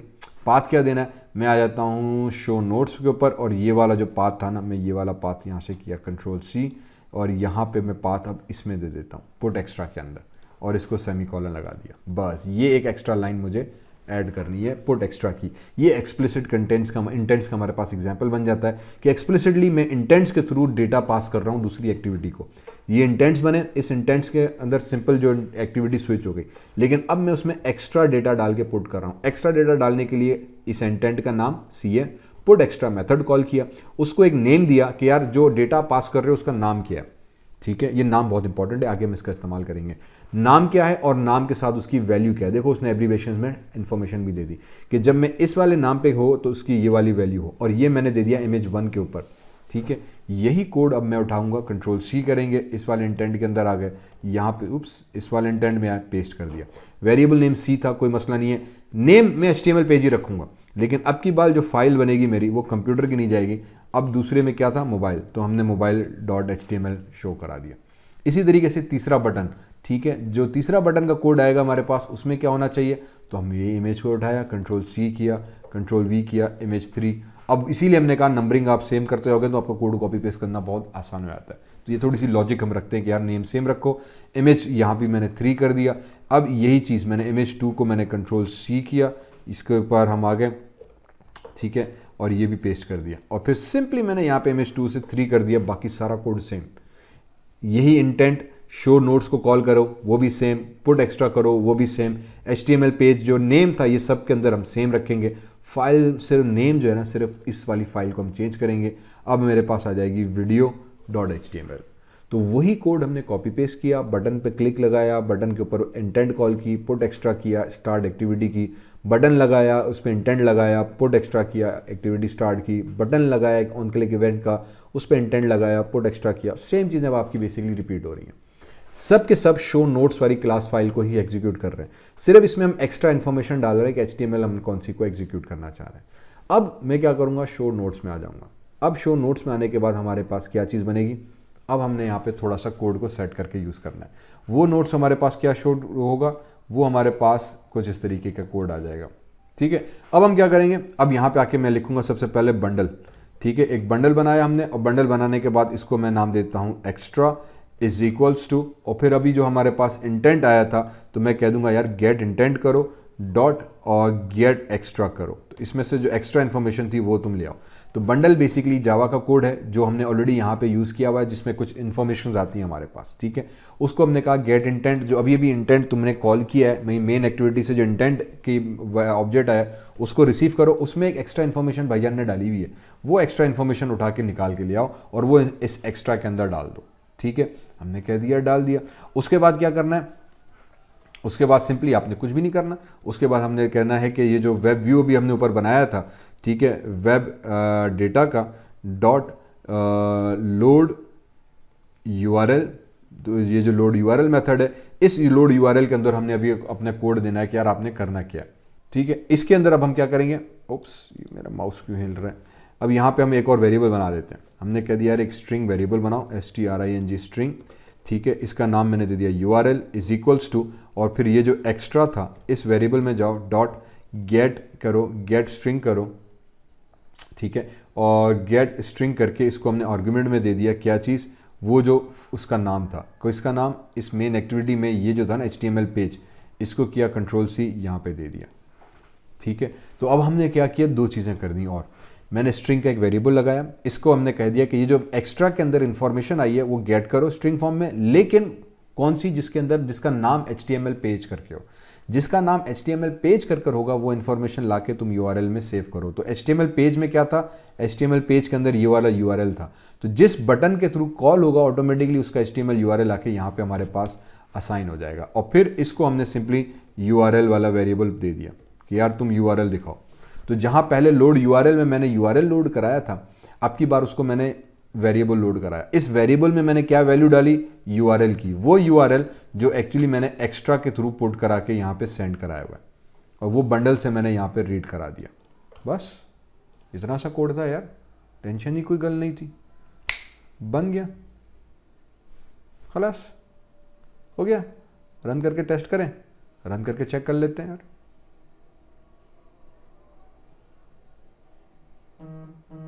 इंस्टॉल होने जा रहा है, मुझसे पूछेगा कि टर्मिनेट करूं, टर्मिनेट भी नहीं हुआ, वापस कोड आ गया हमारे पास। मैंने कंप्यूटर पे क्लिक किया, कंप्यूटर का नोट्स आ गया, बैक पे क्लिक किया, मोबाइल पे क्लिक किया, मोबाइल का नोट्स आ गया, बैक पे क्लिक किया, वीडियो पे क्लिक किया, वीडियो नोट्स आ गए, बैक पे क्लिक किया, बटन बन गया। तो अब दो एक्टिविटीज़ बनाई, अब मैं किसी भी बटन पे क्लिक कर रहा हूँ, बेसिकली मेरे पास उसके नोट्स नज़र आ रहा है। एक्टिविटीज़ हमारे पास दो बनी, वो एक्स्ट्रा के साथ हम इंफॉर्मेशन पास कर रहे हैं, ठीक है। ये हमारे पास एक और तरीका रहा। फाइनली रहा ये वाला जो हेडर था, नोट कि ये सब के अंदर सेम है। तो अगर आप पूरा वेब व्यू यूज़ नहीं कर रहे, हो सकता है आप टेक्स्ट व्यू यूज़ कर रहे हैं, इमेज यूज़ कर रहे हैं, कुछ और कंपोनेंट यूज़ कर रहे हैं, अब इसको भी मैं तब्दील करना चाह रहा हूँ। इसको हम तब्दील कैसे करना चाहेंगे वो अभी हमें सिर्फ देखना है। ओके, तो वापस आ जाते हैं हमारे मेन एक्टिविटी के अंदर। अब जहाँ पे हमने पुट एक्स्ट्रा करके HTML पेज डाला था, अब यहीं पे मैं एक और CA dot put extra information डाल दूंगा, ब्रैकेट्स आ गए हमारे पास। अब की बार मैं क्या नाम दे दूंगा, टाइटल, ठीक है, यही कर लेते हैं HTML TITLE टाइटल, ताकि नेम थोड़ा सेम रहे, कॉमा कर दिया। और अब यहाँ पे मेरे पास क्या नाम आ जाएगा, कंप्यूटर नोट्स, ठीक है, और सेमीकोलन। तो अब मैंने एक्स्ट्रा इन्फॉर्मेशन और डाल दी। इस एक्स्ट्रा इन्फॉर्मेशन में अब हमने क्या किया, की चेंज कर दी, पुट टाइटल कर दिया, HTML टाइटल कंप्यूटर। तो ये अलग हो गई इन्फॉर्मेशन, ये अलग इन्फॉर्मेशन हो गई। यही चीज़ मैंने यहाँ से Ctrl+C की, ओप्स आई थिंक ब्रैकेट रह गया था, ब्रैकेट दे दिया। यही चीज़ मैंने यहाँ से Ctrl+C की, ठीक है। अब जो भी एक्स्ट्रा इन्फॉर्मेशन आप देना चाहें, मैं एक्स्ट्रा इन्फॉर्मेशन यहाँ से पास कर रहा हूँ, और ये मेरे पास इधर आ गया, ठीक है। अब मेरे पास HTML टाइटल के साथ कंप्यूटर नोट्स आ गया। HTML टाइटल के साथ अब मेरे पास क्या बैठा, यहाँ पे आ जाएगा क्या चीज़, MOBIL mobile notes, oops I think ये कुछ ज़्यादा ही कट गया, ठीक है, MOBIL मोबाइल नोट्स। और फिर यहाँ पे जैसे रहा, इसमें हम आ देंगे VIDO वीडियो नोट्स, ठीक है। तो अब जहाँ पे टाइटल मिलेगा वहाँ पे तुमने वीडियो नोट्स डालना है, पेज मिलेगा तो URL चेंज करना है। शो नोट्स के अंदर चले गए, सेम चीज़ हमारे पास आ जाएगी, ठीक। पुट एक्स्ट्रा आ गया, मैंने स्ट्रिंग का एक वेरिएबल बनाया। अब मैं यहाँ पे नाम दे देता हूँ title is equals to, extra में जाओ, गेट स्ट्रिंग करो, ठीक है, गेट स्ट्रिंग करो मेरे भाई। गेट स्ट्रिंग में क्या करो, की करो एक HTML टाइटल करके एक तुम्हारे पास स्ट्रिंग आएगी, वो उठाओ। तो जहाँ पेज वाला हेडिंग मिलेगी, जहाँ पेज वाली हेडिंग मिलेगी वहाँ पे URL होगा, जहाँ टाइटल वाली हेडिंग मिलेगी, की मिलेगी आपको, वहाँ पे आपका टाइटल आ जाएगा। बस अब मुझे क्या करना है, अब मुझे यहाँ पे क्या करना है कि जो टेक्स्ट व्यू था, ठीक है, टेक्स्ट व्यू उठाया हमने, TXT is equals to find view by ID, और r.id में जाओ, .txt करके आपके पास हेड बना हुआ है, ठीक है। तो ये जो टेक्स्ट हेड हमने बनाया था शो नोट्स के अंदर, किधर गया मेरे पास, शो नोट्स के अंदर ये जो टेक्स्ट हेड बनाया हुआ था, इसको ढूंढ के ले आओ, ठीक है। और फिर क्या करो, TXT.set सेट टेक्स्ट कर दो, क्या टेक्स्ट, TXT, बस वही चीज़ हुई। अब लॉजिक यहाँ पे क्या बैठी, oh sorry, set text dot text कर दिया, और यहाँ पे जो टेक्स्ट आएगा हमारे पास वो एक्स्ट्रा में जाए, एक्स्ट्रा डॉट गेट स्ट्रिंग करो, और बल्कि सॉरी टाइटल हमने ऑलरेडी वेरिएबल बनाया हुआ है ना यार, TITLE टाइटल बना दिया, सॉरी, ठीक है। तो ये जो टाइटल था वो हमने यहाँ पे असाइन कर दिया टेक्स्ट व्यू के अंदर, सेम लॉजिक के तहत, सेम लॉजिक के तहत। क्या लॉजिक रही कि टेक्स्ट व्यू उठाया, उसके टेक्स्ट हमने चेंज किया, कैसे, एक्स्ट्रा में से पहले टाइटल उठाया, वो टाइटल उठा के यहाँ भी, तब जब बटन पे क्लिक होगा तो वहाँ से जो टाइटल आया वो टाइटल में आ जाएगा, जो एक्स्ट्रा गया वो एक्स्ट्रा आ जाएगा। सिंपल इन्फॉर्मेशन बनी, कोड हमारे पास सेट हो गया, ठीक है। इसको रन करके चेक कर लेते हैं। तो इस तरीके से आप अगर चाहो वेब व्यू यूज़ नहीं करना चाह रहे, आप पूरे लेआउट चेंज करो, आप टेक्स्ट व्यू हुआ, इमेज हुआ, बटन्स हुए, कॉन्ट्रैक्ट हुआ, आप एवरीथिंग को चेंज कर सकते हैं, सारी UI को कॉन्सेप्ट चेंज कर सकते हैं। आप मल्टीपल अलग अलग एक्टिविटी बनाना चाहें, आप अलग अलग एक्टिविटी बना सकते हैं, तभी कोड आपका सही से चलेगा। So you can do all that thing as you like. तो अब हमारे पास एक्टिविटी बनी, मैंने कंप्यूटर पर क्लिक किया, कंप्यूटर नोट्स आ गया, डन। तो उम्मीद है कि ये कॉन्सेप्ट आपको समझ में आए होंगे। तो जहाँ पे टाइटल था मैंने मल्टीपल स्ट्रिंग करके वो टाइटल को भी रीड करा दिया, ठीक है। तो अब मेरे पास यहाँ भी मोबाइल नोट्स आ गया, ये नोट्स की ऐप आ गई। बैक किया, मैंने वीडियो पे गया तो देखो इधर भी वीडियो नोट्स आ गया, ये आया।